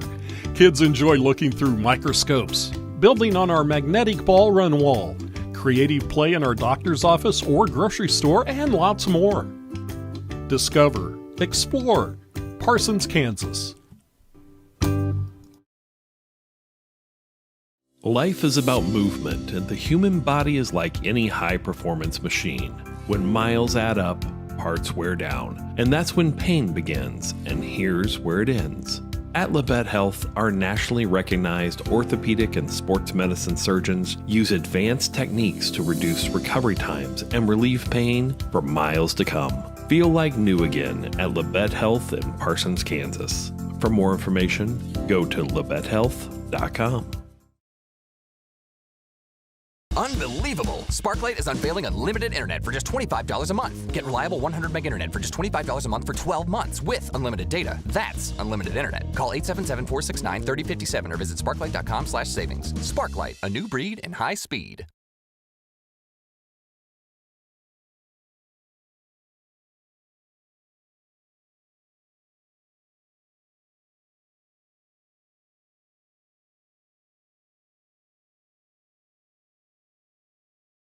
Bowen Pharmacy supports the Parsons Vikings here, and here, and here. It's our goal to keep you covered. At Bowen Pharmacy, we give no excuses for you not to make it to the game. And it's always a great day to be a Viking.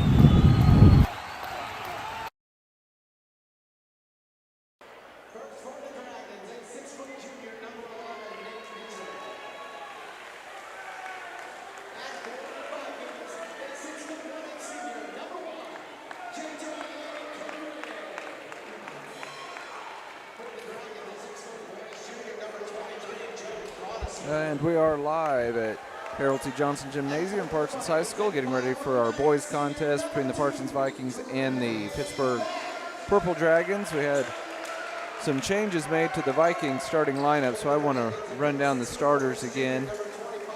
Now wait a second. Even Coach Houck is confused as to who the starting lineup is. So let's double check everything here and see.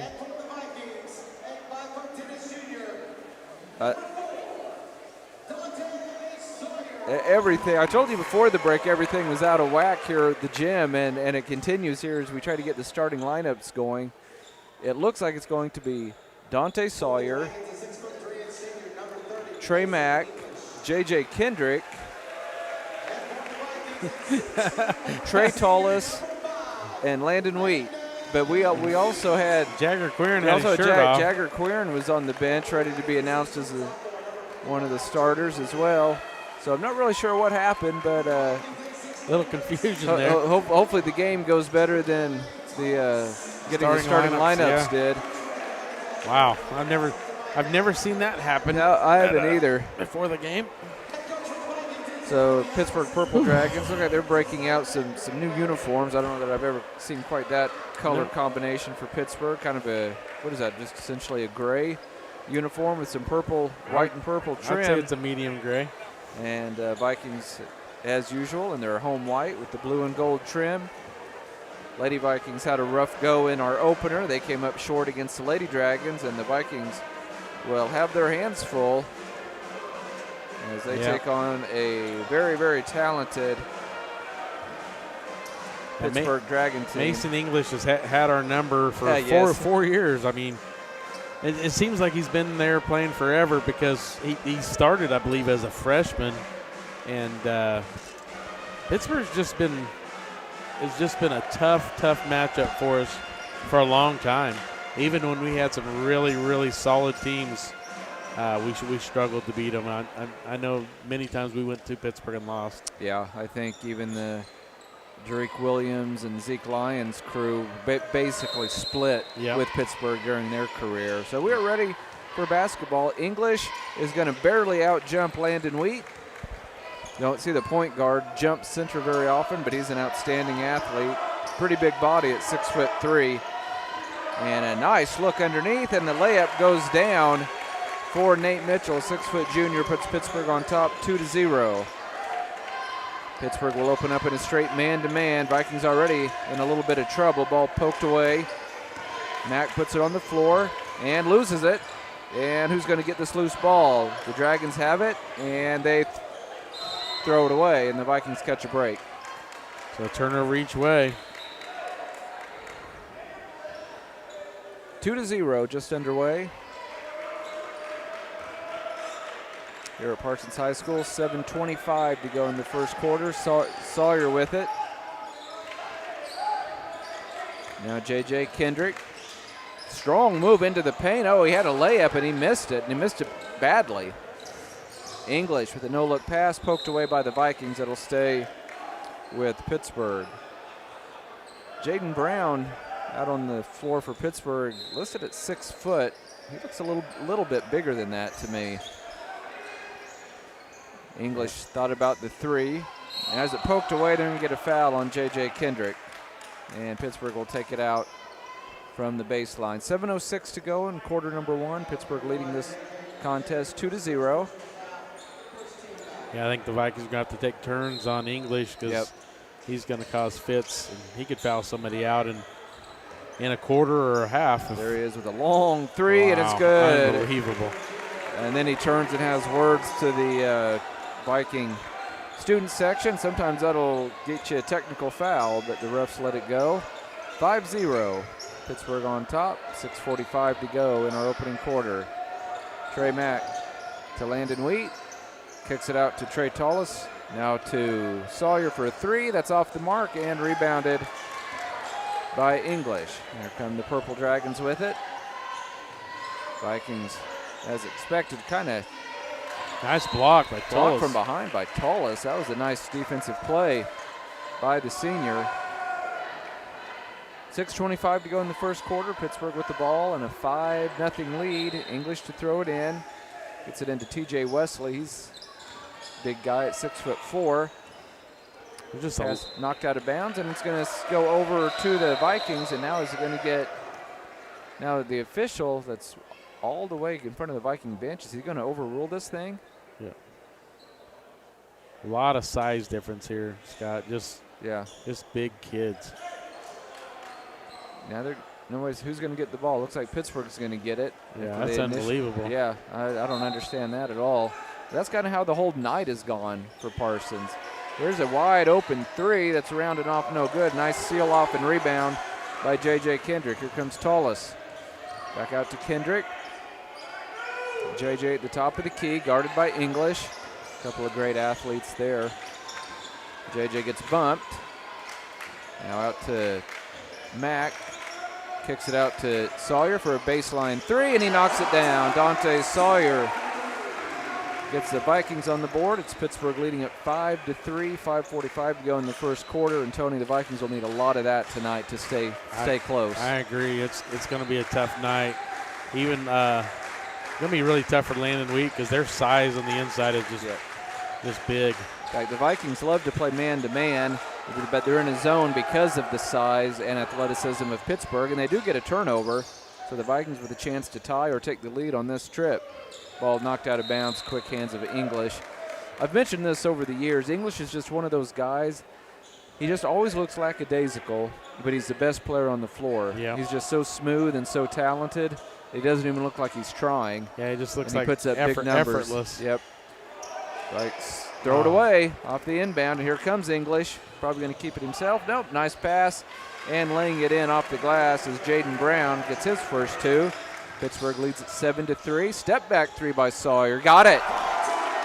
5'10 junior keeping the Vikings in it early. 7-6. Pittsburgh by 1. 5 minutes to go in quarter number one. Brown fakes the three. English, he will shoot from anywhere on the floor. Kicks it out to Brown. The lefty puts up a three, and he's going to get the roll. Unbelievable. What a roll. That's incredible. So 10-6, Pittsburgh by 4 with 4:40 to go in the first quarter. English got fouled. Where is the call on that? He got bumped. Unbelievable. Man, he got hit hard, and no whistle. English. Pass into the corner for a three, and it's good again, knocking it down. Nate Mitchell, he now has 5 points, and we have a timeout on the floor. Pittsburgh hot from the field to start this game, and they lead at 13-6 with 4:22 to go in quarter number one. And Tony, the Vikings really not playing poorly, but man, Pittsburgh moving the ball well and knocking down open shots. They already have 3 threes in the first quarter. Meanwhile, the Vikings have a couple of threes from Dante Sawyer. But, we mentioned it in the pregame. A lot of things will have to go right. Yeah. Not for the Vikings just to win tonight, but just to stay close. Because, we're only 4:22. We have 4:22 left in the first quarter, and Pittsburgh already has 13 points. Yeah, when Sawyer knocked down that three to make it 6-7, and then just all of a sudden within like 30, 40 seconds, it's all the way back out to 13-6, so they're just so quick, and they're 5 for 6. Like you said, they're shooting great to start the half. Quirin and Keel check in for the Vikings out of this timeout. Sawyer puts it on the floor. A lot of contact again, no call, and rebounded out by Pittsburgh. Here comes Mason English. Puts up a little floater, can't get the roll, and a great rebound by Landon Wheat. And here comes Jagger Quirin with it. In the corner to Tullis, is guarded by Mitchell. Kicks it out. Sawyer wants another three. Off the mark, no good. Offensive rebound by Tullis. Double teamed out to Quirin. He'll try a three from the top of the key, and he got it. Hot Quirin, last Friday. Yeah, he's really picked up his game on the offensive end. 13-9, Pittsburgh by 4. 3.5 minutes to go in quarter number one. Vikes will stay in the zone. Brown back to English. And there it is, one of those 30-footers. Short. Offensive rebound, and then a good block from behind by Quirin, but they're going to say it's a foul. Coach Houck screaming at his team to rebound. Yeah, that offensive rebound was big for them. They said the foul was on number 11, Barkas, who I don't think was even on the floor. He wasn't even on the court. I'm not sure what's going on. And that's what Coach Houck is saying. And this is the same official who's had issues in the girls' game. 21 Tony. is what he said.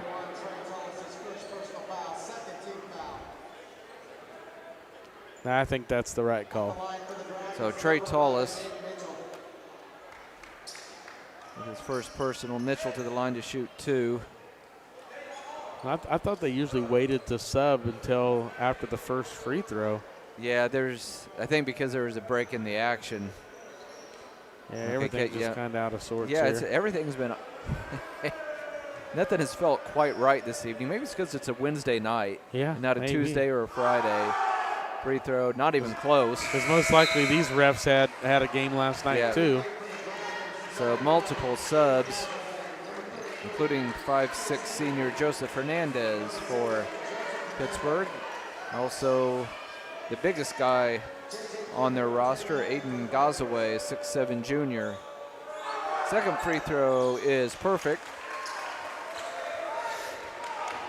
So 6 points for Mitchell and a near steal. And the Vikes will retain possession. 14-9, Pittsburgh by 5. 3-point shooting, keeping the Vikings close. Couple of threes by Sawyer and one by Quirin. Vikes get it into Kendrick, working on the smaller Hernandez, and he's fouled.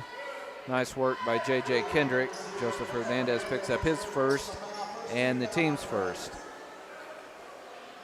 Chase Hembry, a 6'6" senior, also on the floor. So 6'6" and 6'7" out on the floor right now for Pittsburgh. Landon Wheat puts it on the floor, challenges the 6'6" Hembry. They're going to say he traveled. I disagree, and so does Coach Houck. Yep, I agree with Coach Houck. His pivot foot was solid. He moved his other foot a lot, which last I checked is 100% legal. Yeah, that's a tough call. English gets it over to Gazaway. Vikings in a zone. Gazaway, the 6'7" guy out on the perimeter. Hernandez to English. Gazaway, he'll go ahead and launch and hit. Going to be hard to get a hand in his face. 17-9, Pittsburgh by 8. At the other end, answering with a 3 of his own is Landon Wheat. Vikings with 4 3-pointers here in the first quarter. Hernandez quickly at the other end. His 3 no good, but the 6'6" Hembry gets an offensive board. Gazaway almost took steps, and he did take steps. 2:20 to go in quarter number 1. And Tony, you can just see signs of things to come. The Vikings, you could see Pittsburgh pull away in this one. Fortunately for the Vikings, they're knocking down their outside shots here in the first quarter to keep it close. 17-12, Pittsburgh by 5. Vikings have 2 threes from Dante Sawyer, 1 from Queern, and 1 from Landon Wheat. And Sawyer gets the ball into the front court, guarded by Hernandez, gets around him. Tough shot, and he scores, and then he is fired up. And he's going to go to the line to try to complete the old-fashioned three-point play. Hernandez with 2 quick fouls after checking in. Dante Sawyer, he has a fiery temperament, as you know, Tony. Yeah. And it gets him into trouble on occasion, but, you need a guy with that kind of fire, I think, on your roster to keep everybody else fired up as well. He knocks down free throw, and he has had a huge first quarter for the Vikings with 9 points. Just like that, it's just a 2-point lead for Pittsburgh at 17-15. Pittsburgh working against the Viking zone. Long 3 by English. That one's off the mark, and that's got to be a foul. And they call a foul, yep. They get it on Hembry. Chase Hembry, Sure the 6'6" senior, picks up his first and the team's third. He heads to the bench, replaced by T.J. Wesley. The Vikings have picked up their shooting, Scott. Early on, they were way behind. Right. Now Pittsburgh's made 6 and missed 5. Vikings missed 5, made 5. Queern with it. Vikings with a chance to tie or even take the lead on this trip. J.J. Kendrick into the paint. That's a good drive, and he scores off the glass. J.J. Kendrick doing what he does best, and we are tied at 17 points apiece. Gazaway back to English. Strong move to the basket, and he scores. He plays at another level when he wants to. Ball knocked out of bounds by Pittsburgh. They lead this one 19-17, minute 25 to go in the first quarter. We expected a track meet, and that's what we've been treated to here in quarter number 1. J.J. Kendrick to throw it in down by the official scores table. Gets it into Sawyer, who's been lights out here in the early going. NBA 3 is off the mark, and Gazaway has it for Pittsburgh. The 6'7" junior brings it up himself. Swings it over to English, skip pass, and here's another 3 for the Dragons. That goes, knocking it down is Cronister. It's a big shot 5 there. threes for Pittsburgh in the opening quarter. Tallis tries to answer and does. Trey Tallis. 22-20, Pittsburgh by 2. At the other end, Gazaway, his 3 no good, rebounded by Landon Wheat of the Vikings. And then I thought he got fouled, talking about J.J. Kendrick, and now what is the call? Yeah, I mean, if it's off his leg, it's not a kick ball. Man, because that's only when you're on defense. I'd have to see a replay on that. I don't understand that call at all. It was just a loose ball. Essentially lost his dribble. Tony, I was bragging on these officials before the game, saying this is an experienced crew and should be a good night. They missed a lot of calls. I mean, yeah, you got to call it, call it for what it is. They've had an off night. 22-20, Pittsburgh leading by 2. Circa shot, no good, then knocked out of bounds. No, I thought that went off Tallis. They gave that to Parsons. That's unbelievable. Didn't that go off Trey yeah, Tallis? It did. So the Vikings we'll take it. Catch a break. And J.J. Kendrick and the Vikings probably going to try to hold for one shot. You know, Pittsburgh has played very well, and yet the Vikings are right there, only down by 2 points. J.J. Kendrick being harassed by English. 15 seconds to go. English, boy, that on most guys, that would have been a foul when you reach around back like that. But English is a superstar, and even at the high school level, they kind of get the calls sometimes. Sawyer, great move. He's going to launch a three and hit. And believe it or not, the Vikings lead at the end of the first quarter, 23-22. We'll be back in 1 minute. This is Viking basketball on V93.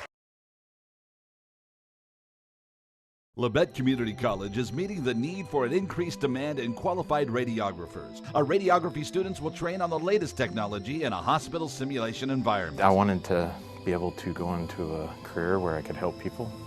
And if you're going to go into that field in this part of the four-state area, LCC is the only place to come. Tuition is nearly half the cost of universities. Scholarship and financial aid available for those who qualify. Text radiography to 620-293-6671 for more information or visit labette.edu. Unbelievable! Sparklight is unveiling unlimited internet for just $25 a month. Get reliable 100 meg internet for just $25 a month for 12 months with unlimited data. That's unlimited internet. Call 877-469-3057 or visit sparklight.com/savings. Sparklight, a new breed in high speed.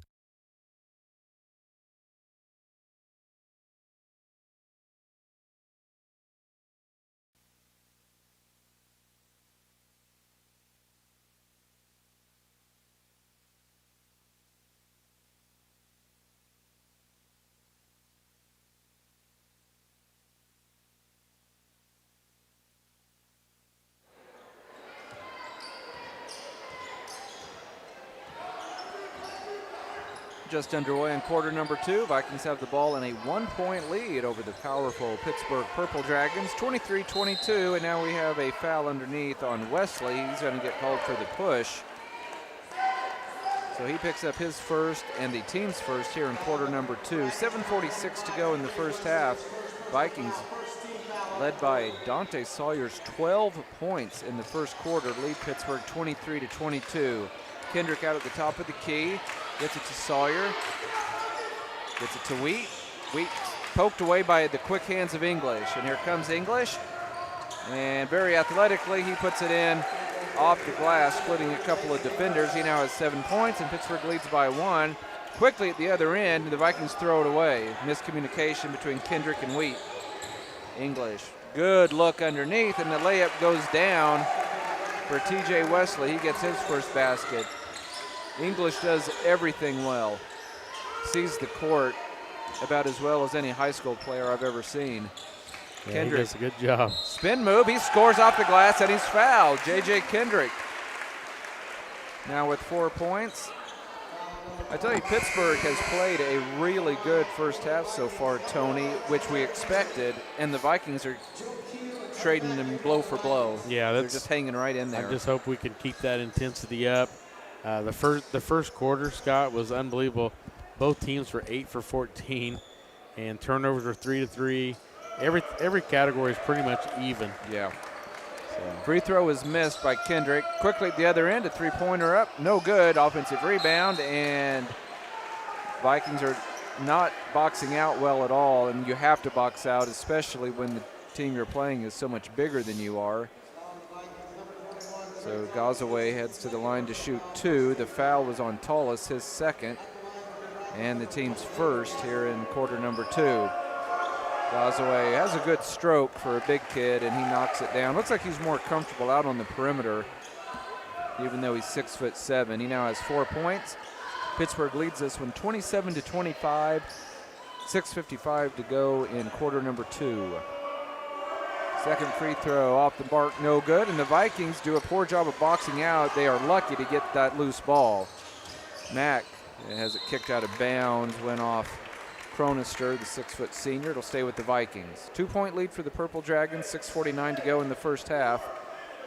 Coach Houck shouting instructions. It'll be J.J. Kendrick throwing it in from the baseline.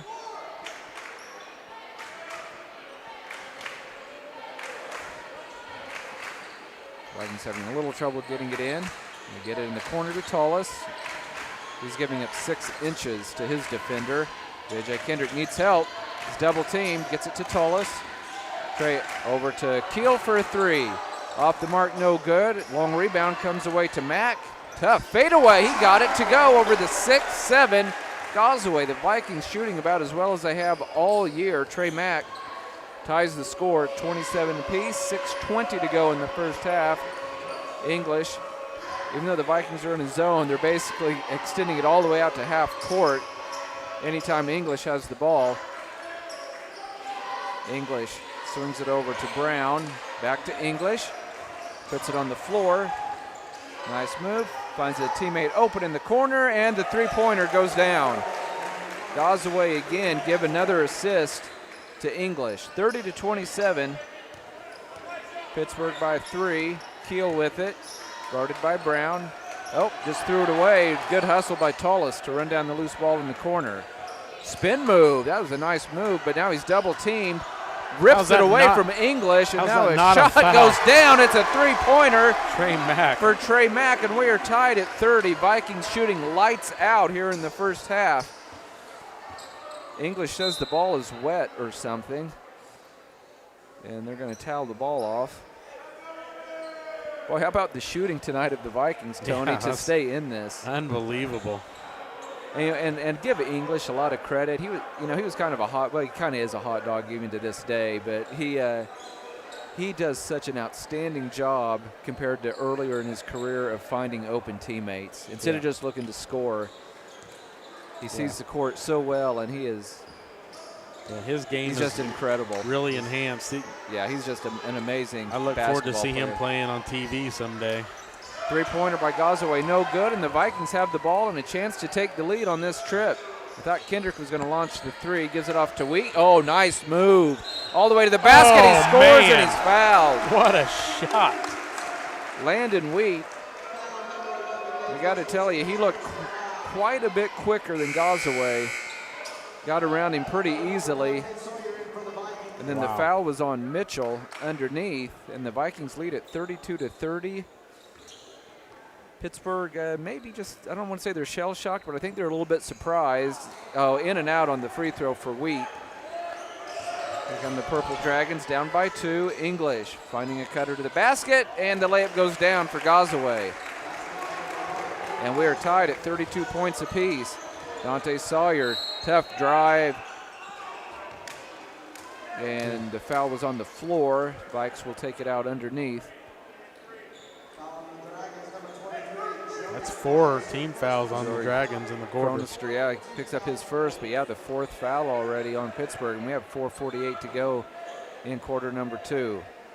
Tied at 32, Vikings hanging tough against Pittsburgh. Gotta get it in. Boy, that seemed like a pretty quick 5-second count. Wow. Vikings with a silly turnover. 4:48 to go in the first half. We're tied at 32. Nate Mitchell gets the ball into Mason English. He slowly walks the ball into the front court, met by the Viking 2-3 zone. He's going to launch a long three. He's a little bit short, rebounded by Trey Tullis. Gets it to Sawyer, who scored 12 points in the first quarter. Over to Wheat.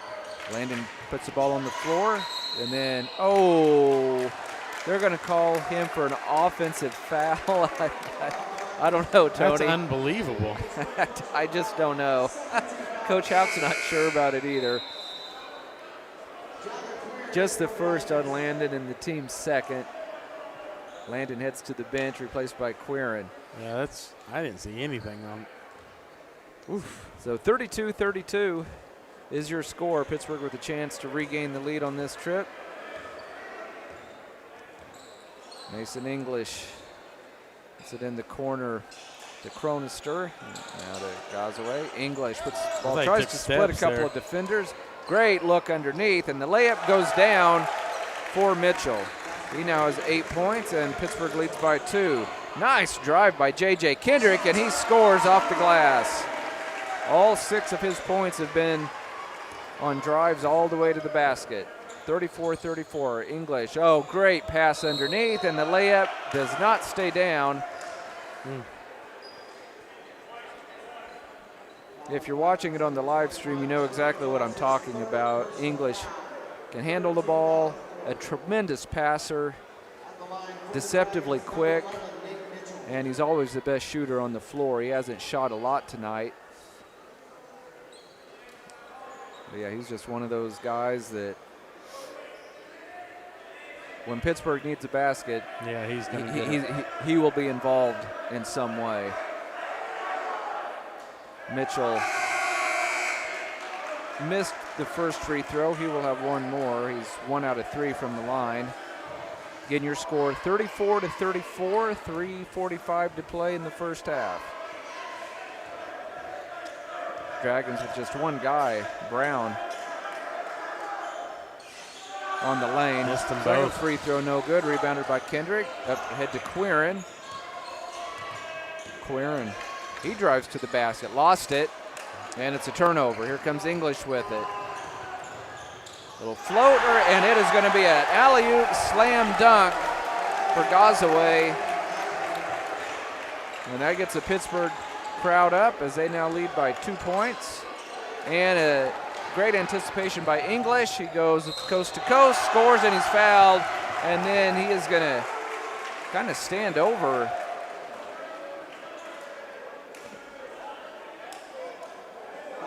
one of the Viking players who got hit in the face, I believe.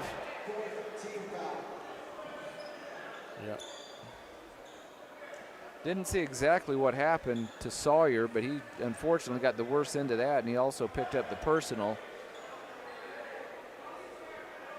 English now with 9 points. Looking for point number 10 here. It's a 4-point lead for Pittsburgh. And, he missed the free throw. You won't see that very often. 38-34, Pittsburgh by 4. J.J. Kendrick with it. J.J. spin move. Out to Landon Wheat. Landon, I can't believe they're going to call that. No way. No way. Even the ref, he wants to call it block here. Yeah, that's incredible. And they're gonna talk about it right now. I mean, there was. Yeah, that's terrible. The official is going to stick with his call. Unbelievable. And Coach Alex close to getting a technical, and I don't blame him because he's missed twice. He's missed. Terrible. He's called Landon twice. The first one I didn't have a good angle at. I had a really good angle on that one, and there's no way that was an offensive foul. The officials have just had all in all, they've had a bad night. Even Jeremy Mack, the other official, shaking his head. I can't believe. I mean, there really wasn't even that much contact. So that's a shame because the Vikings have played so well. And they're right in this thing at 38-34. Yeah, that's unfortunate. You know, they have to have Landon Wheat on the floor. Oh, here's a long three by English, short, but there's Gazaway, get the offensive rebound. And then he's fouled by J.J. Kendrick.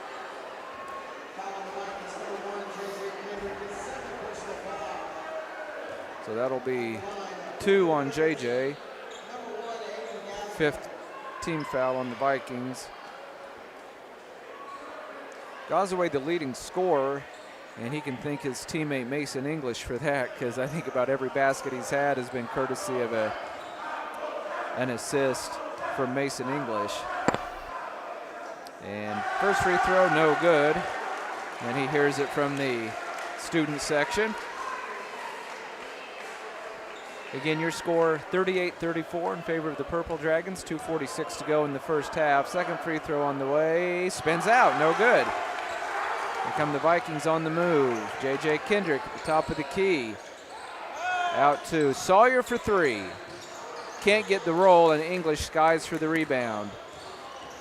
English trying to force the action. Gives it up to Gazaway. A three-pointer at the top of the key. Spins off, rebounded by the Vikings. J.J. Kendrick behind the back. Trying to get to the basket again. He scores off the glass. He has been outstanding here in the first half for the Vikings. Gets Parsons to within 2 at 38-36. Taking it in amongst the trees again. Yeah, he's had a good game. So 2-point lead for Pittsburgh. They have the basketball. Cronister thought about a long three. English won't think about it. He'll just launch and hit. And then again, that's the second time he's had words with the student section, and typically they just don't let that go, Tony. Yeah, that's kind of silly. Tough shot on the baseline, no good. And on the run, here comes Pittsburgh. And the layup goes down. That was an impressive athletic play by Gazaway. And that's up to a 7-point lead. At the other end, laying it in is J.J. Kendrick as he continues to go downhill. Haven't been completely impressed with Pittsburgh's defense at times, Tony. No. I feel like they think they can score whenever they want. Oh, that's good. That was a foul on Landon Wheat, and that's going to be his third. Yeah, he's going to have to set. So that's a shame because, you know, you got to have Landon on the floor, and he didn't need to make that foul. 43-38, Pittsburgh by 5, minute 19 to go. Pittsburgh's made in quarter number 2. Made eight baskets in the first, 9 baskets in the second. Shooting the ball well. Yeah, they're the. I'm sure they're the team to beat in the SEK. But Parsons made 8 in the first and made 7 in the second. So yeah, Vikings have played well on the offensive end. But Pittsburgh's just a tough matchup for any team in the SEK. But, you know, they have length, they have athleticism, just great athletes. Either did we lose a contact or is there a little bit of blood for Mason English? So we have a stoppage in play. He's looking for a towel. Again, 44-38, Pittsburgh by 6. Minute 19 to go in the first half. Coach Houck continues to be a little bit frustrated with some of the shenanigans that have gone on here in the first half. Yeah. English with one more free throw after the delay, puts it up and got it. So it's a 7-point lead for Pittsburgh, 45-38 late in the first half. J.J. Kendrick, he wants to drive again. This time he can't get it over Hembry. It's missed, and here comes English on the move. Boy, one-on-one against Connor Barkus, and that'll be a mismatch and an easy basket for English. He has 11 points in this quarter, 16 in the game. I think this is the biggest lead for Pittsburgh now at 47-38, 54 seconds to go. Great spin move and scoring for the first time this quarter is Dante Sawyer. He has 14, and then the Vikings almost forced a turnover at the other end. Nevaeh Jackson almost lost it out of bounds, but the Vikings did touch it last. 45 seconds to go in quarter number 2, 47-40, Pittsburgh on top. English to throw it in from the baseline. Gets it to Hembry in the corner, swings it out to Cronister. Now English, that looked like a charge. And they got it on English.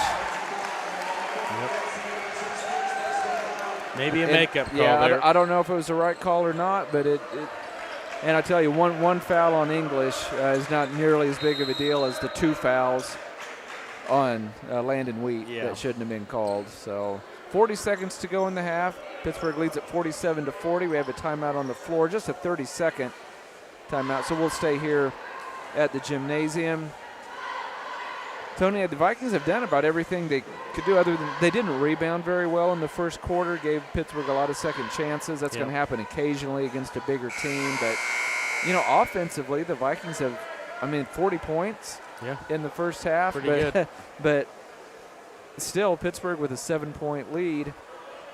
Vikings will have possession out of this timeout to try to get a little bit closer. But I tell you, Pittsburgh, you don't even feel like Pittsburgh, they've played well. I feel like they could play better, and yet they're almost on pace for 100. Yep. Yeah, I'm just impressed with Sawyer and Kendrick both attacking the basket and getting baskets out of it. So I like the aggressiveness. I do too. By the Vikings. Mack brings the ball into the front court for the Vikings. 35 seconds to go in the first half with Pittsburgh leading at 47-40. Kendrick puts it on the floor. JJ gets it over to Mack. Mack puts it on the floor and lost it out of bounds. It's a turnover.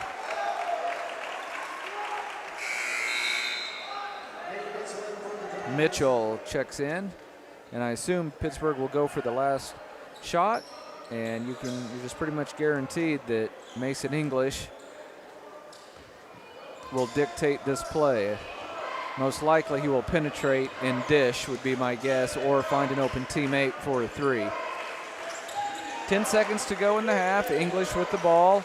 Vikings stay in a zone. English backs up to half court, calls for a screen with 5 seconds, gets around his man, finds an open teammate for a 3, and he got the roll. Unbelievable. It's going to go down. There was no basket interference, I believe. Are they going to say that? I don't think it was touched. Yeah. Let's see if they count the basket or not. I thought it should have counted. They're going to wave it off for basket interference. No basket. I don't know if they touched the ball or if they touched the basket. I'm going to see if I can hear the explanation. Touched somebody. I heard somebody in the crowd say he touched the rim. So the Vikings catch a break because that three-pointer that rolled around and dropped through at the buzzer is going to be waved off, which means your halftime score is Pittsburgh 47 and Parsons 40. Very high-scoring first half. We'll step away for a 3-minute break, and then we'll be back with our halftime report. You're listening to Viking Basketball on B93.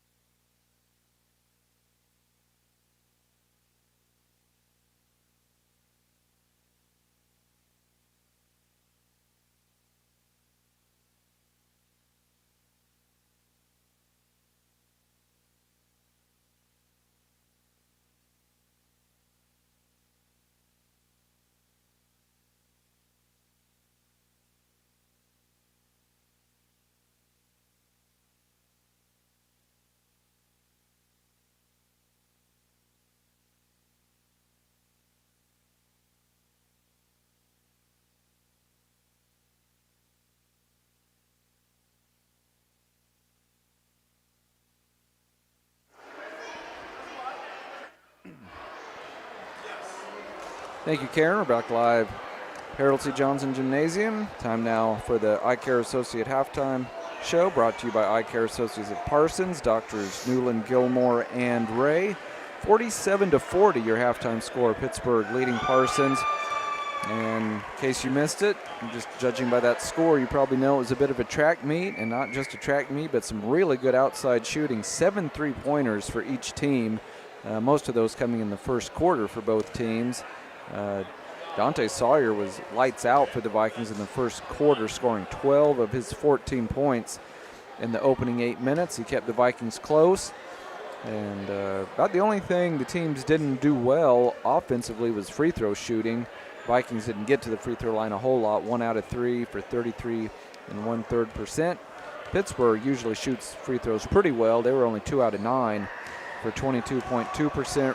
Let's go ahead and run down the first half scoring. First for Pittsburgh, they were led by their 6'3 superstar, Mason English, with 16 points. Aiden Gazaway, 6'7 junior, 13 points. 8 points for Mitchell, 5 points for Brown, 3 points for Cronister, and 2 points for TJ Wesley.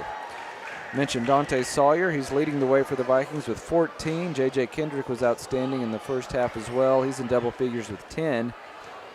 5 points for Trey Mack, 5 points for Landon Wheat, and 3 points apiece for Jagger Quirin and Trey Tallis. And Tony, looking ahead to the second half, 2 things stick out to me. You got Landon Wheat saddled with 3 fouls.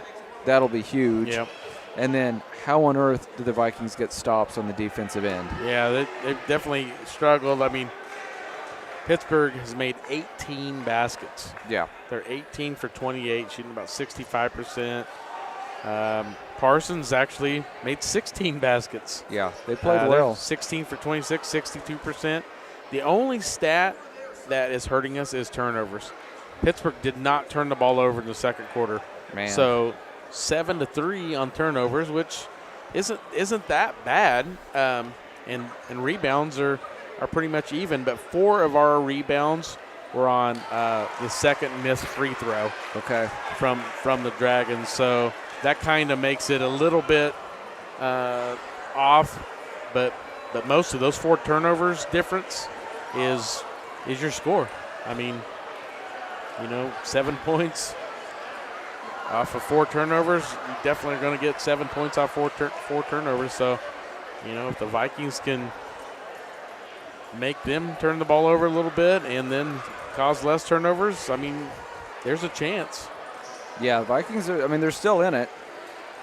That's unbelievable. I'm seeing this robot. Yeah, we've got a robot that kind of looks like, I don't even know what it kind of looks like, kind of a dog taking care of sweeping the floor at halftime.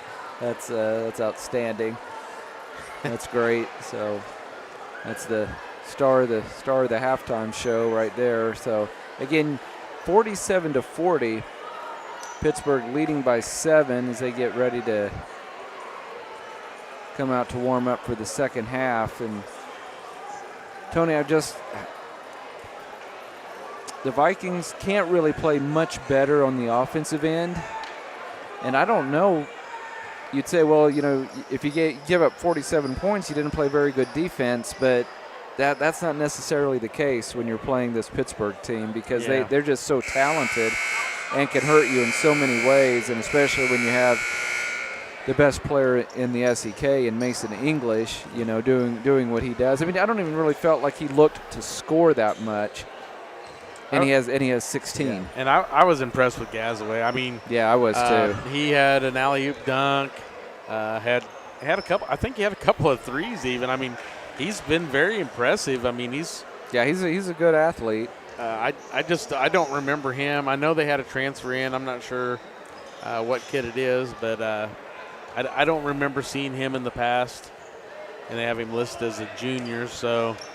But a lot of times, at Pittsburgh, you don't get a start until your junior year on varsity, or even get a whole lot of playing time unless you're Mason English. Right.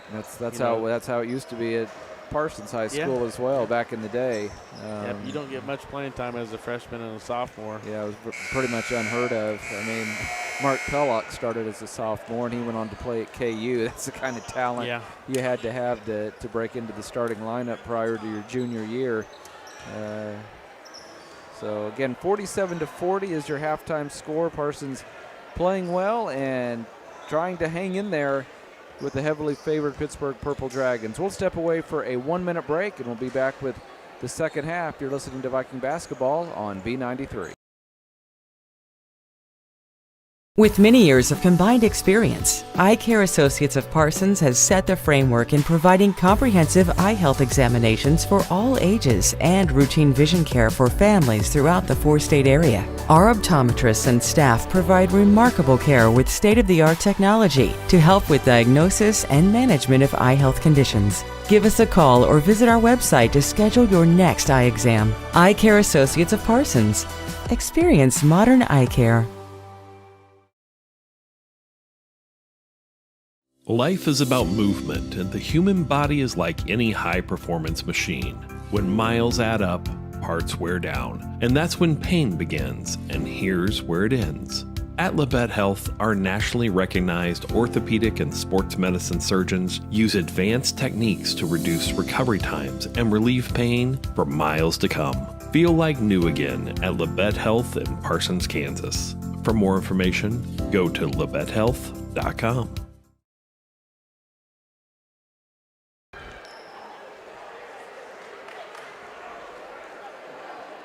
Back live at Parsons High School, Scott Marlowe, Tony and Drew Fuentes, also Karen Hardesty taking care of everything for us back in the KLKC studios. About ready for second half action. Vikings will send out Kendrick, Wheat, Sawyer, Tullis, and Mack. Pittsburgh counters with English, Cronister, Wesley, Brown, and Mitchell. And Pittsburgh will have the ball first as we get going in quarter number 3. Again, Dragons leading the Vikings 47-40. Mason English dribbles the ball into the front court. And near turnover, Vikes almost had that. It was a great defensive effort by Landon Wheat. Cronister gets around the man, puts up a jump shot, and hits.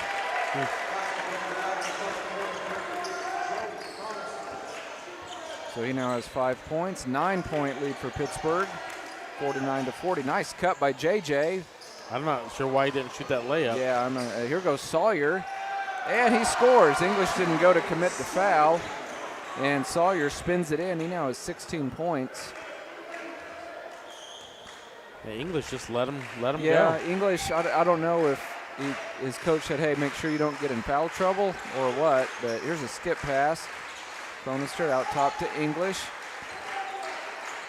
Cronister wants a 3 from the right side. No good. Nice rebound by Landon Wheat. Here come the Vikings down 49-42. 6:55 to go in the third quarter. Spin move and a foul on Brown. And Sawyer will go to the line to shoot 2.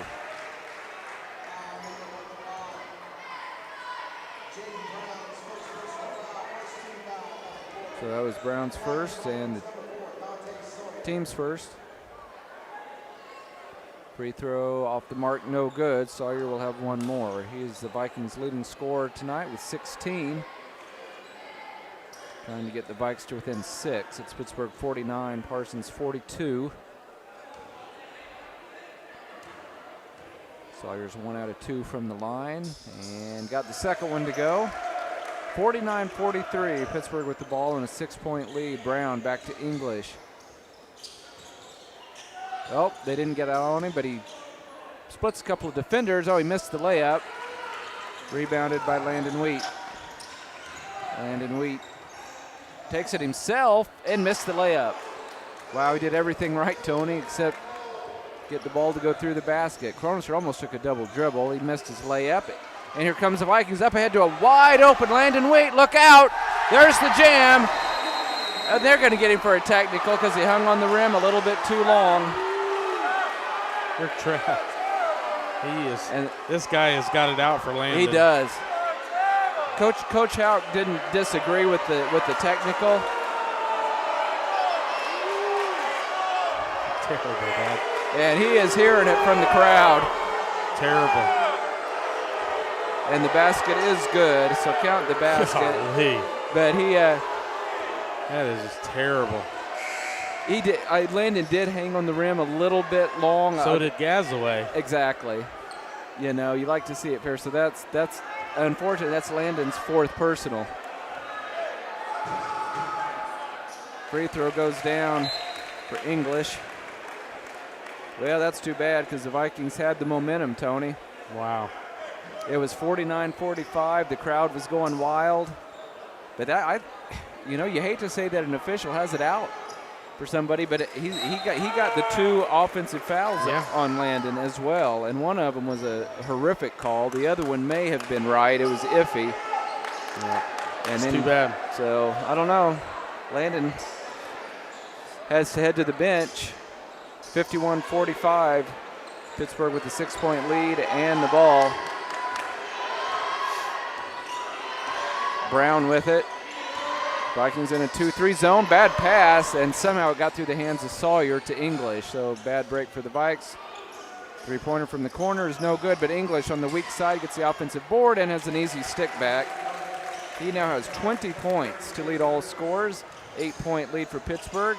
J.J. Kendrick out to Sawyer for 3. He got another one. Dante Sawyer having an absolutely fantastic night for the Vikes. He now has 20 points. 53-48. But what are the Vikings going to do on the interior now, Tony, with Landon Weed on the bench with 4 fouls? Toll's going to play big.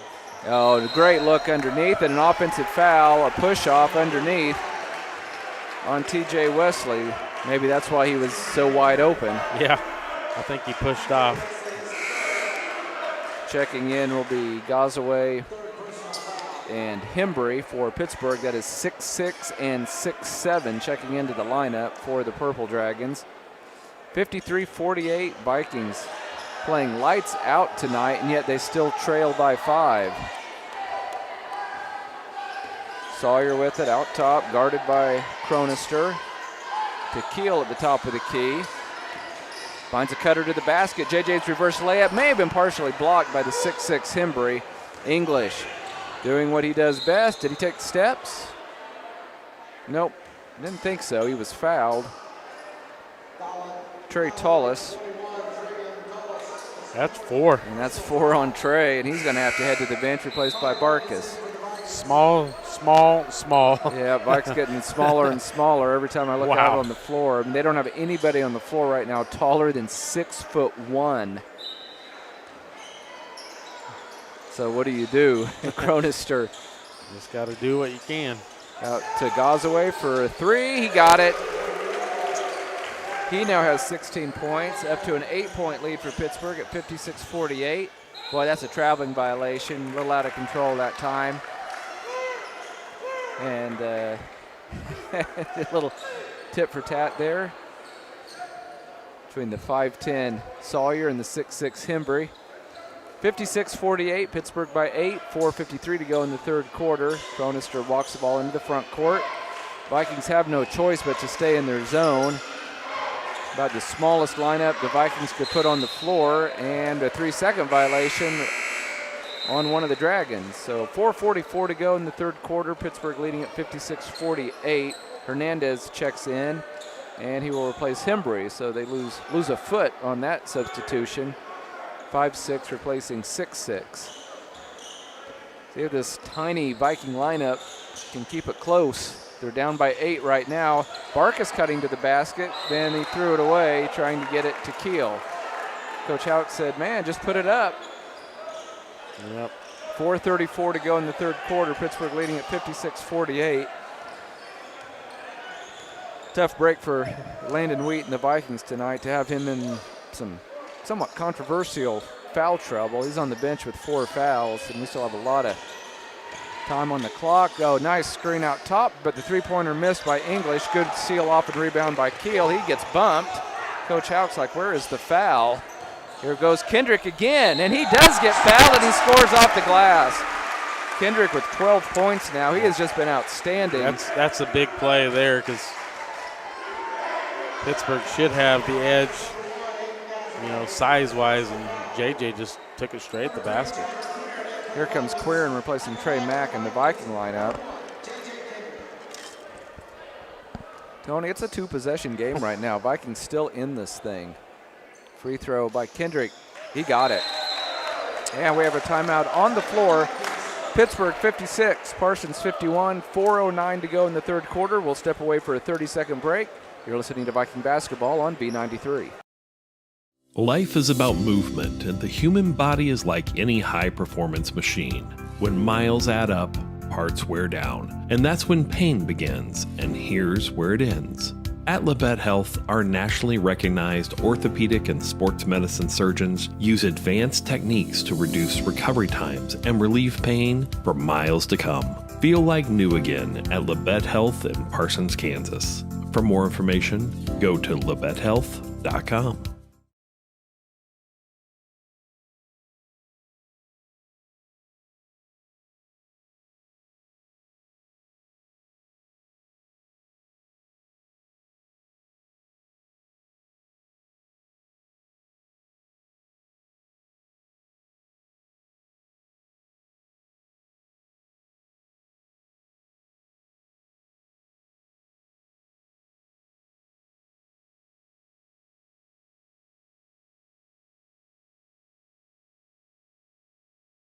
Not turn the ball over. Yep.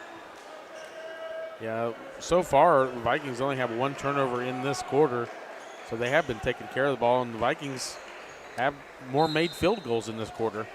And again, a tiny lineup. Look in the paint for the Vikings on the back line of that zone. Like 6 foot, 6'1", and I think another 6-footer. English working on the smaller Vikings, double teamed, taken away by J.J. Kendrick. What's the call? Call a jump ball. I don't know what the call was. It looked like a clean steal. What are they calling? Did they call a jump ball? I guess they called a jump, which is a shame. The Vikings will get the basketball, but it looked like a clean steal. Yeah, that's weird. But the Vikings do have the ball, down by 5. Quirin with it, working on the 6'7" Gazaway. He needs help. From the baseline, shot will not go down, and then over the back on J.J. Kendrick. Soared over the 5'6" Hernandez, but Hernandez did have position.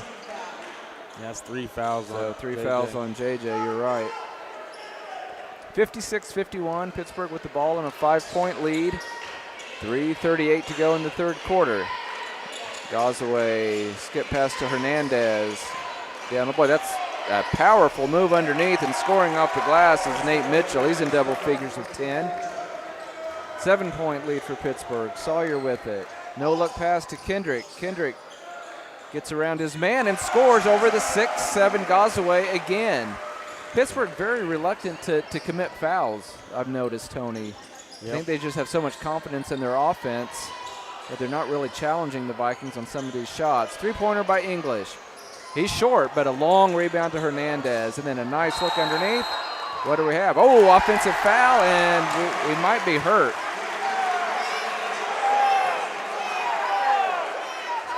I disagree. I do disagree again with that call. I thought it should have been a blocking foul. They called the offensive foul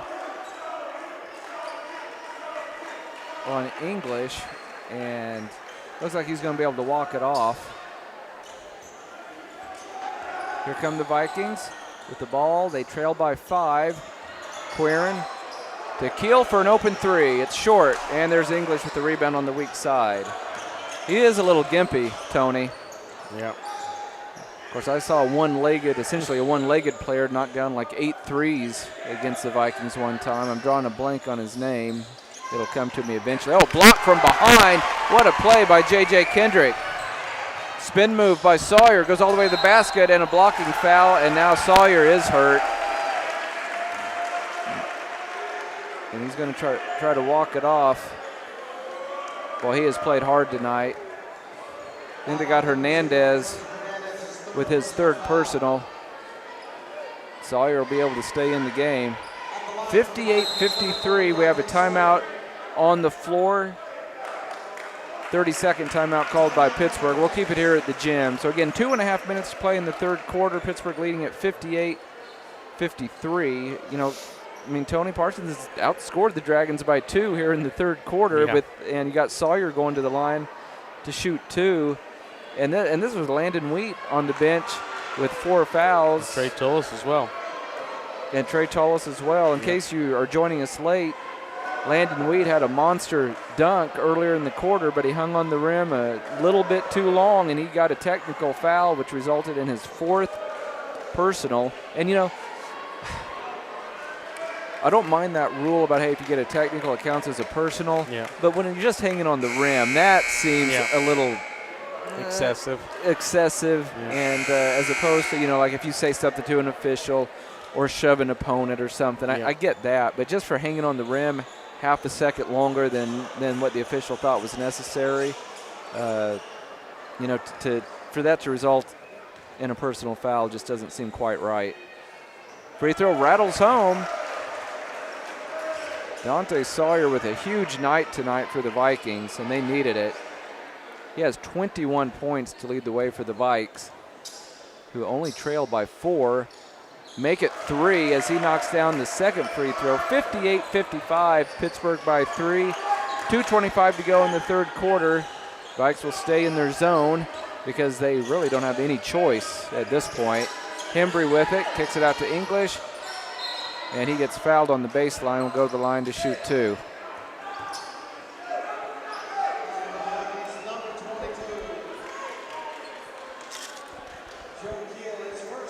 Yeah, foul on Kill there. It's just his first. 5 fouls on Pittsburgh in this quarter and 4 on the Vikings. So every foul the rest of the way. This quarter it'll be 2 free throws for everybody. Mason English knocks down his first free throw. Probably the smoothest free throw I think I've ever seen. Yeah, that thing was just money. 5 out of 6 from the line. Make it 6 out of 7. 60-55, Pittsburgh by 5. Barkus thought about a 3, gives it back to J.J. Kendrick. You know, Sawyer would love to shoot one, but Cronister got out on him.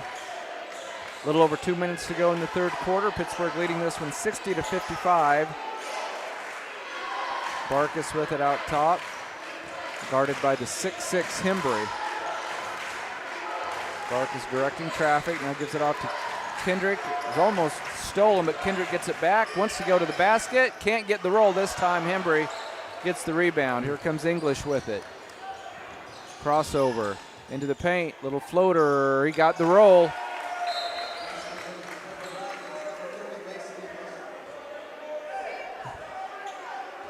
Yeah, they already had a warning. That's what Coach Alk is saying. They already had a warning. How about where's the technical? I think that's a valid argument. So 62-55, Pittsburgh by 7. Vikes need a basket. J.J. Kendrick out to Barkus for a 3. It's off the mark, and there's Hembry again with the rebound. English on the move. You got to stop him quickly. Great move, and he lays it in. He is virtually unstoppable. 9-point lead for the Purple Dragons. Minute 10 to go in the third quarter. Nice drive by J.J. He gets fouled. He'll go to the line to shoot 2.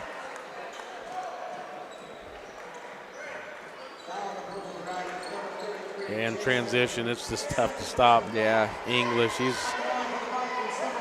quick, he's good, crafty. I mean, he's just he a solid basketball 26 points, and like I said, he had 16 in the first half, and you didn't feel like he looked to score that much. He felt like he was distributing the ball more than looking to shoot. Free throw goes down for J.J. Kendrick. He's had an outstanding night for the Vikings. He has 16 points. I honestly feel like the Vikings have played almost the best that they could. Yeah, offensively they definitely have. Second free throw stays down. 64-57. You know, if the Vikes can just keep it close, Tony, and maybe Pittsburgh will tighten up a little bit down the stretch. But you got to keep it close. Minute to go in the third quarter. Pittsburgh has the ball in a 7-point lead. English splits 3 defenders and scores easily off the glass. He is the best player on the floor by far. J.J. Kendrick challenges Hembry. Boy, it looked like a lot of ball, but Hembry. That did look like all ball. But Hembry's like, what else can I do? So J.J. Kendrick gets to the line for 2 more free throws. Hembry picks up his third. 66-57 is your score. Pittsburgh leading this one by 9 points. Jason Smart will check in after this first free throw. Kendrick puts it up, and he got it. Jason Smart will replace Jagger Quirin. 66-58, Pittsburgh with an 8-point lead. J.J. Kendrick with one more free throw. He puts it up. He got them both.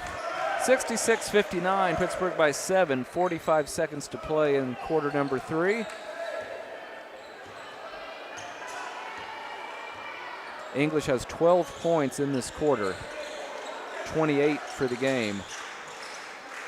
Guarded out there by Sawyer, and then a reach in, and that's going to be 2 free throws for English.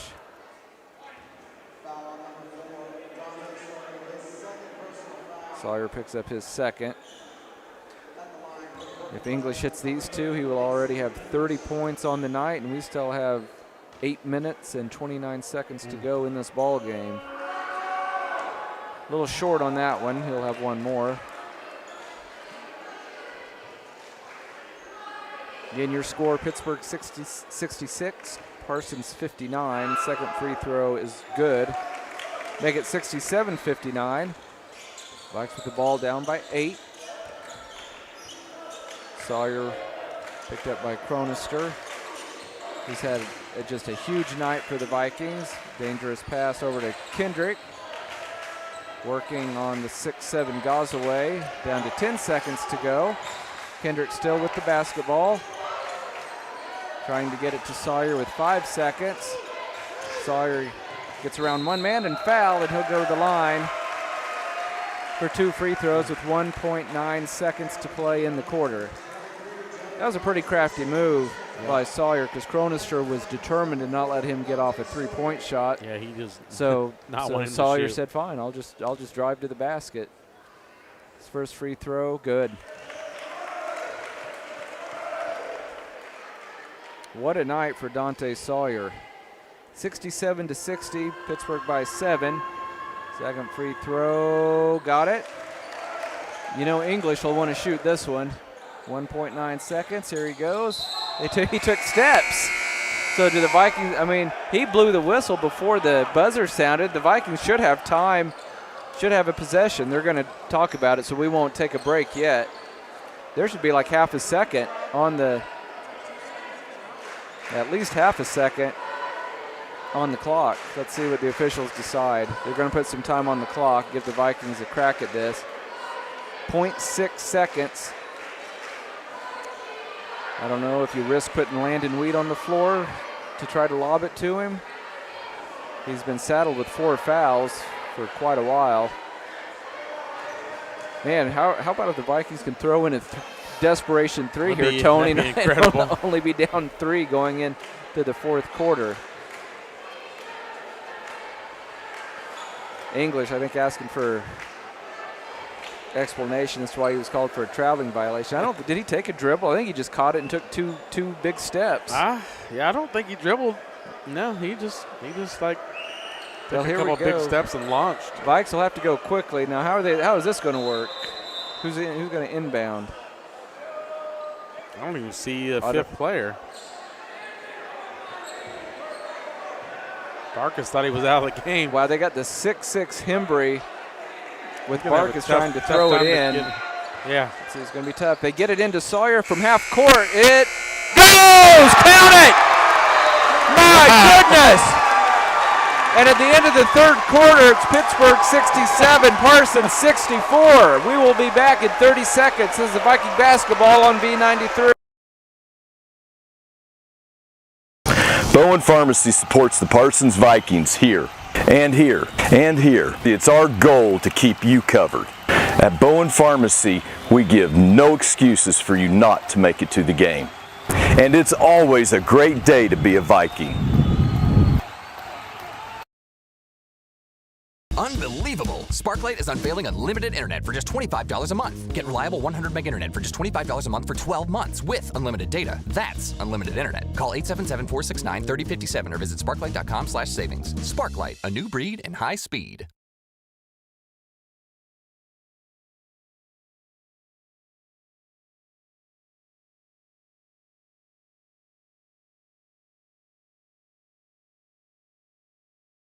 Right in the middle of this thing. They trail Pittsburgh 67-64 as we get ready for the 4th quarter. Tony, we got exactly what we were hoping for, a desperation 3 that goes down. from just inside half court. Dante Sawyer knocked it down at the end of the third quarter. He leads the way for the Vikings with 27 points, and we still have 8 minutes to go. Meanwhile, Mason English of Pittsburgh leads all scores with 29 points. Landon Wheat back on the floor with 4 fouls. Hopefully he can stay out there for a long time. A steal, and then Pittsburgh gets it right back. English with a great move, and he scores off the glass. 31 points for English, 5-point lead for Pittsburgh. J.J. Kendrick over to Wheat. Wheat, strong move. He got fouled, no call. He gets it back. Oh, he can't get the roll. How did it not stay down? He missed 2 shots there. Unbelievable. English, you know, he was ready to take over at any time. Shoves off, no call. Goes away with it. 5-point lead for Pittsburgh, 69-64. Boy, they have really been going at it. Chronister and Dante Sawyer, who just picked up his third. I think it's kind of hurt Chronister's pride a little bit, the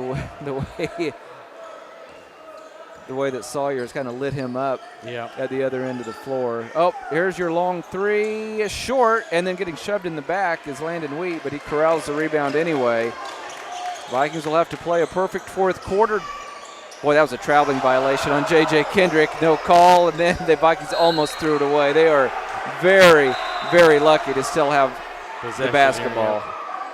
6:59 to go in our game. Pittsburgh leading this one 69-64. Parsons put up 24 points in the third quarter. Unfortunately, Pittsburgh put up 20. And great hustle by Chronister, almost had the steal.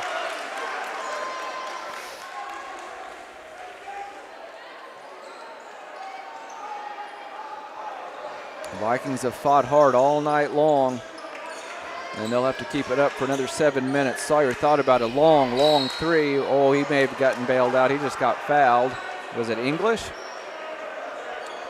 No, they got Chronister. Yeah, he's hurting. I think Picks Sawyer up his keeps third. grabbing his leg. Is he cramping, maybe? His calf or something. Yeah, and he's going to have to head to the bench, unfortunately.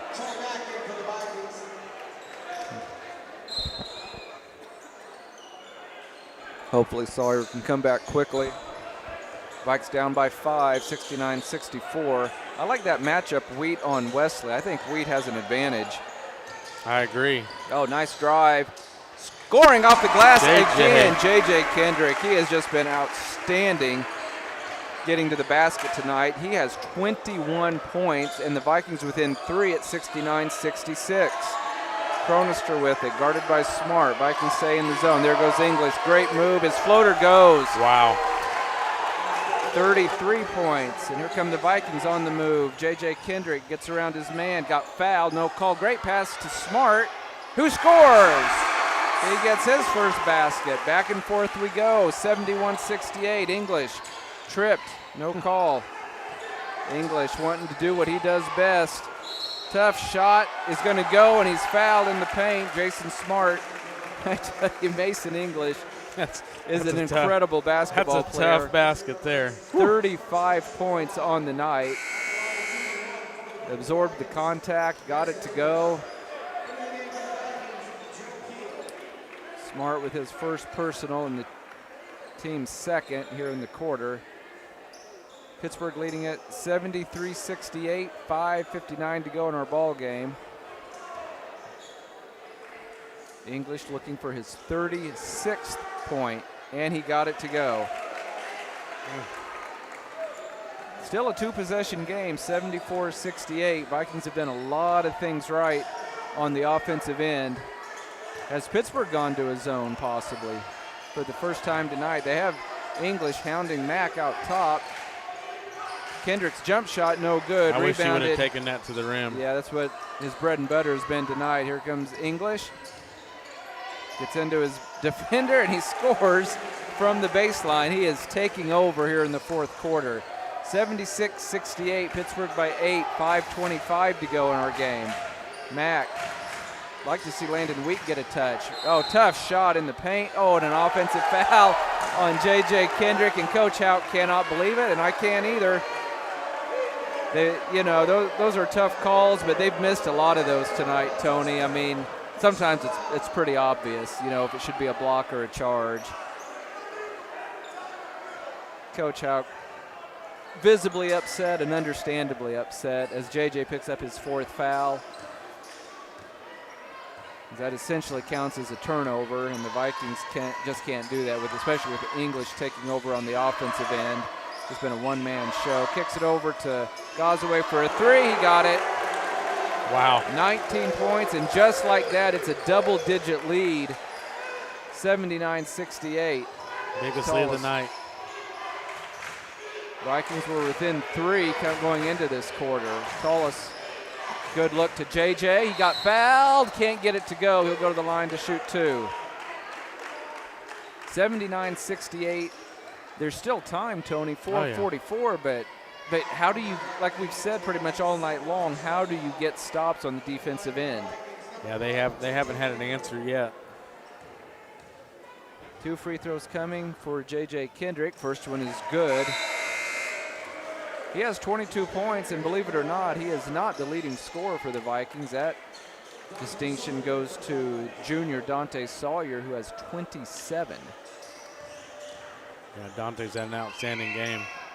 Second free throw goes down. Vikings have just been lights out from the free throw line as well. 79-70, Pittsburgh by 9, 4:39. And at what point do you think Pittsburgh might even just kind of start running clock and That's say, what hey, they're doing right now. Unless it's English who kicks it out for an open three-pointer that's short, but English skies for the rebound and an easy putback. 40 points for English. Floater, tough shot, no good. Quick outlet pass to English. He's going to take it to the rack, score, and get fouled. And now he's talking to J.J. Kendrick, and I don't understand why that's not a technical. Yeah, you got to. And the ref was standing right there. He heard everything. The referee that called the technical on Landon Wheat for hanging on the rim was the ref who was right there and watched and heard everything that English just said to J.J. Kendrick and let it go. Yeah. You got to call it both ways. 13 points in this quarter for English, 42 points for the night. He might be the first guy ever to hang 50 on the Vikings if this continues. I don't ever remember anybody hanging 50 on the Vikings. I've seen guys hit 40 before. Timeout on the floor, but we'll keep it here at the gym. Unfortunately, behind the heroics of English, who's the only guy to score in this quarter for Pittsburgh, other than the one three-pointer by Gazaway, they have extended their lead to 83-70. I can't say I'm surprised, Tony. After that desperation heave from half court that went down at the end of the third quarter by Sawyer, got the Vikes to within 3 going into this quarter. But, what do you do with Mason English? There's not much you can do. You just marvel at his skill. Yeah, he's and say good game and good luck, and we're glad you're graduating this year. Yeah, no kidding. And we still got to go to Pitt and play him. That's right. Yep. This is just the first time we've seen him this year. This isn't it. No, there's still one more. Yeah. But 83-70, Pittsburgh has outscored Parsons 16-6. They have 16 points, mostly by English, with the quarters not even half over. Free throw good.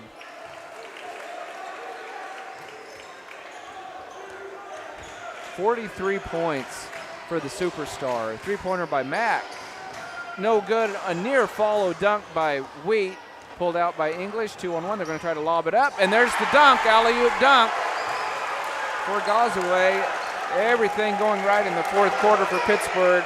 They now lead 86-70. 3:45 to go in our game. Pittsburgh has finally pulled away from this pesky Viking team. The Vikings tried an alley-oop, but it goes off the backboard. Cronister lobs it up, and layup good for English as Pittsburgh has put this one to rest, 88-70. Vikings fought hard. Just finally, Pittsburgh's dominance took over, particularly that of Mason English.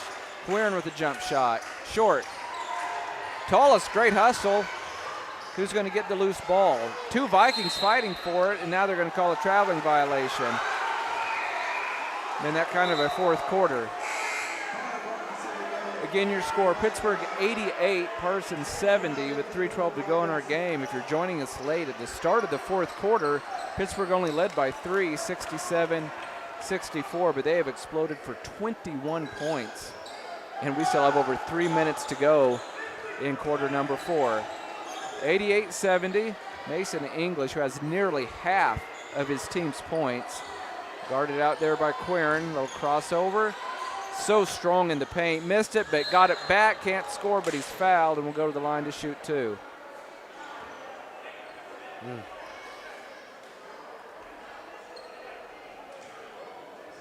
You know, I know Pittsburgh is 5A, Tony, and they will face a lot stiffer competition in their sub-state than what they'll see in the SEK, but man, they are a tough matchup. The Vikings did a lot of things right on the offensive end. I mean, 70 points will win 95% of your high school basketball games, and here the Vikings are down by 18. First free throw no good by English. He'll have one more. Got the second one. 46 points by my count. I'll have to refigure that the next break, but it's a 19-point lead for Pittsburgh. English knocks it out of bounds. 2:45 to go in our ball game. Pittsburgh in control now, 89-70. Vikes get it in to Trey Mack. Splits a couple of defenders, gets into the teeth of the zone, kicks it out to Quirin. Now Quirin has it poked away, and it's a steal. See if Pittsburgh keeps the pedal to the metal. They do. Ball knocked out of bounds. Brown had it knocked away. Keel will check in for the Vikings. The way Pittsburgh is playing now, Tony, I'm wondering if they're like, you know what, let's go and try to score 100. Yeah, it looks like that's what they're trying to do.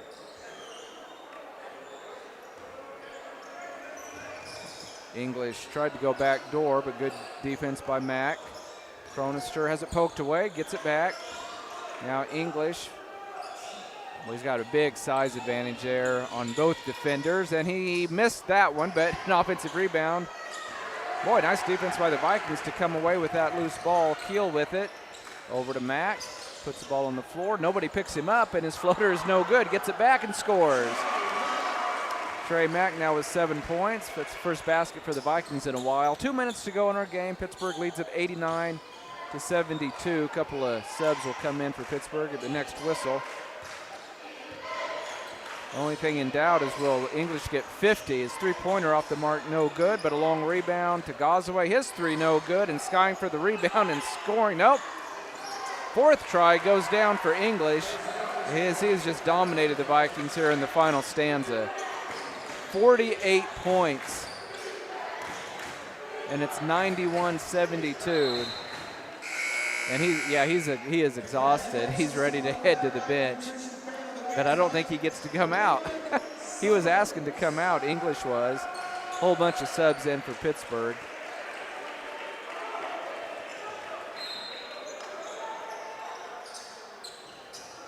.48 night for English, 91-72. Nice drive by Landon Wheat. Missed it with the left hand, up ahead to Hernandez. His layup, no good. He's fouled hard by Barkas, who then helps him up, and Hernandez goes to the line to shoot 2.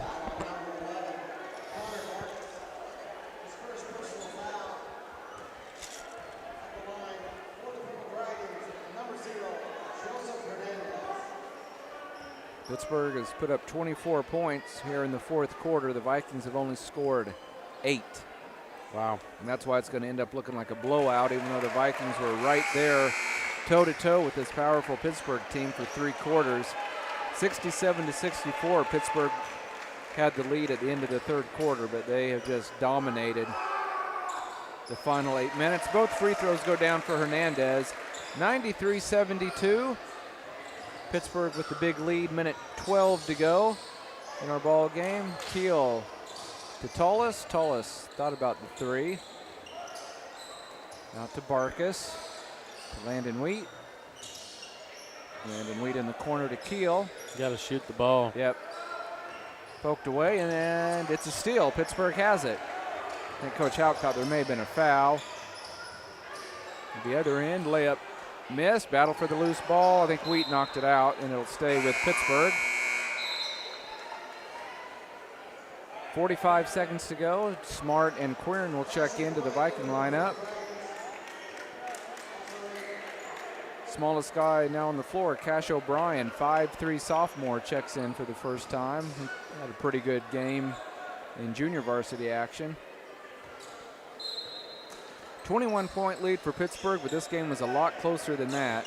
O'Brien hands off to Hernandez for three. He got it. 96-72, Pittsburgh by 24. Quirin with it with 30 seconds to go. Brody Boss will check in. If we have another whistle, three-pointer is an air ball by Trey Mack and goes over to Pittsburgh, and we'll see if Pittsburgh just dribbles out the clock.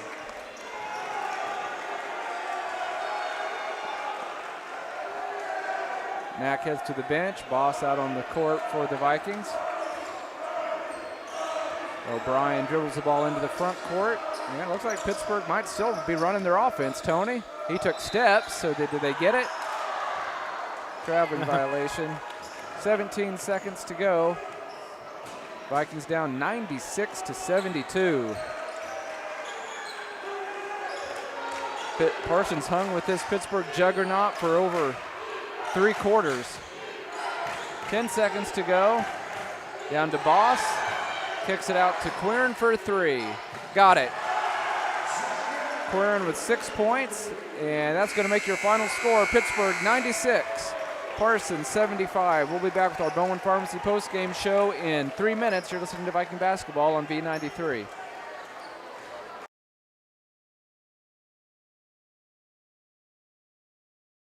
Labette Community College is meeting the need for an increased demand in qualified radiographers. Our radiography students will train on the latest technology in a hospital simulation environment. I wanted to be able to go into a career where I could help people. And if you're going to go into that field in this part of the four-state area, LCC is the only place to come. Tuition is nearly half the cost of universities. Scholarship and financial aid available for those who qualify. Text radiography to 620-293-6671 for more information or visit labette.edu.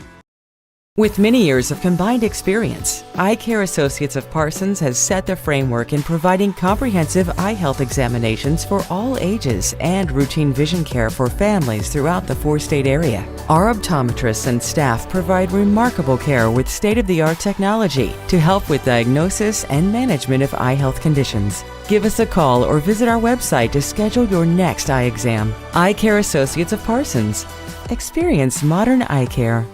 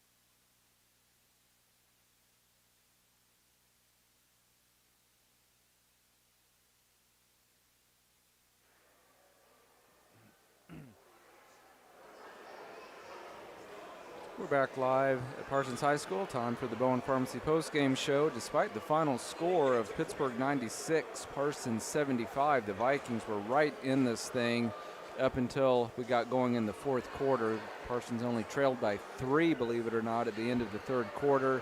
As you can imagine, a lot of scoring to go over, so I'll go ahead and run down the scoring totals as quickly as I can. We're going to call it unofficially the most points ever scored against a Viking team. Mason English scores exactly half of his team's 96 points tonight. That's unbelievable. As he pours in 48, 32 of those coming in the second half. Aiden Gazaway had a great night. The 6'7 junior finished with 21. Those are the only 2 guys in double figures. I take that back. There was one more. Nate Mitchell had 10, but it was definitely the English and Gazaway show tonight. 69 points between the 2 of them. 5 points for Hernandez, 5 points for Cronister, 5 points for Brown, and 2 points for TJ Wesley. Leading the way for the Vikings, what a night for Dante Sawyer. He didn't even score in the fourth quarter and still led the way with 27.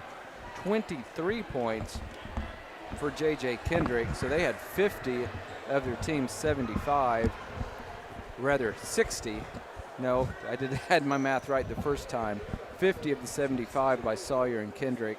And then 2 points for Jason Smart, 7 for Trey Mack, 6 for Quirin, 7 for Wheat, and 3 for Trey Tallis. And we're joined now by Viking head coach Anthony Hout. Coach, man, I didn't know how your team would play since you had to play last night, and then you're playing a great Pittsburgh team tonight. And Tony and I felt like you guys had to play a nearly perfect game on the offensive end to keep it close. And man, you guys were outstanding on the offensive end, but we just kept asking ourselves throughout the broadcast, how in the world do you get stops against this Pittsburgh team?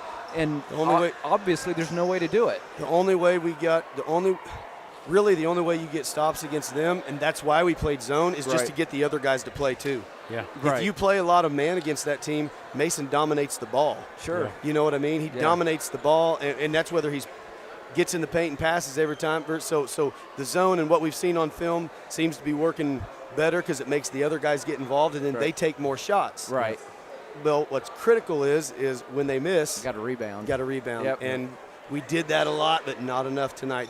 When we didn't do it, that's when the lead went from 6 to 17 in a hurry. In a heartbeat. I had 2 minutes. Unofficially, we got out rebounded 10-4 in the fourth quarter. Yeah, that's unofficial. Yeah. Right. I mean, that's about the difference, though. Yeah. And on some of those guys, they got 2 and 3 rebounds at a time. Right. Yeah. So, but man, I should have started with just how proud I am of my guys in the fight they showed. Man, it was outstanding. I mean, that's a good team. They've been dominating our league for 4 years. Yep. Yeah, and we shot over 50%. Yeah.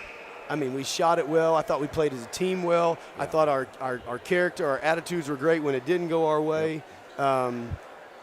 50 points. There was Sawyer and Kendrick. Big stinking swing that I don't like on the technical and the dunk. That was silly. That's a 1990s call, and I mean, that ain't why we lost. No, it's that is not why we lost. I'm just saying that was a critical swing right there because that kept Landon out for the whole that was his third fourth quarter. foul.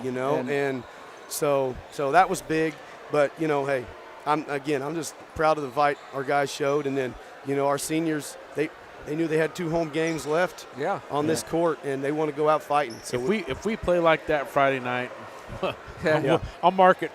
I say if we play like that, we're going to win. Yeah. I'll tell you that because that was oh, man. Yeah. So, Coach, I'll highlight English one last time, and then we only have to talk about him one more game, and then he finally graduates, and we're done with him. Right. 32 points in the second half. Yeah. I'm guessing this is probably the most anybody has ever scored against the Vikings ever in one game. Yeah. I've never seen anybody hit 50 on us, and he hung 48 on us. Yeah. And he had 16 in the first half, and we felt like he didn't even try to score. He was distributing, and yet he still has 16 at the break. He's just one of those guys. He's just head and shoulders above everybody else. Yeah, I know. It's just he's fun to watch as long as you're not playing against him. Yeah, he can score the ball. Yeah, I mean, he can do and when it all. You got 2 or 3 guys all around him, and then he's pulling up from the volleyball line. He can do it. What about the half court shot by Dante Sawyer? like I end the said, I third mean, quarter. that was awesome. good execution, good execution on our guys. I thought we fought the whole game, and I just want to see that fight the rest of the stretch, So and we were impressed with your team. Of course, you had to stick with the zone. There were no options. Yeah. But Landon goes out with that disturbing fourth foul out after the technical. I mean, we're short out there. We've got 6'1", 6 foot on the back line, and they've got 6'4", 6'6", 6'7" out there, and English is 6'3" and plays like he's 6'8". Yeah, and we hung with them for a long time. And you guys just kept hanging in there. Yeah. And then I was going to ask you, J.J. Kendrick was outstanding getting to the basket. Sawyer had some nice drives to the basket, but it seemed to me as if Pittsburgh they were so confident in their ability to score on the other end. It almost seemed at times like they backed off, said we're not going to get in foul trouble. Right. So it did. Yeah. Is it? That's what we've seen too. Yeah. So we thought we could get some easy twos. We thought if we really went at the basket, we thought we'd get some easy twos and we did and get to the line and we did. Yeah. JJ did a great job. Yeah. So. Well, it's going to be 3 games. It's either that or you walk the ball up and you go real slow. Right, and, you just pick your poison with the team and you see how it works and you go with it. You just but, what we wanted is I talked to Coach Crabtree this morning. They beat him earlier, and I said, hey, how do you beat him? He said, it's hard. Yeah. And what I thought about the rest of the day is, and I told my team before the game is, hey, it's going to be hard to beat them, but I want them to leave here thinking it was hard to beat us. Yeah, and I think that's the case tonight. So I'm proud of my guys. Yeah, because when you have somebody because English will not take over a game like he did in the fourth quarter unless he feels like he has to. Right.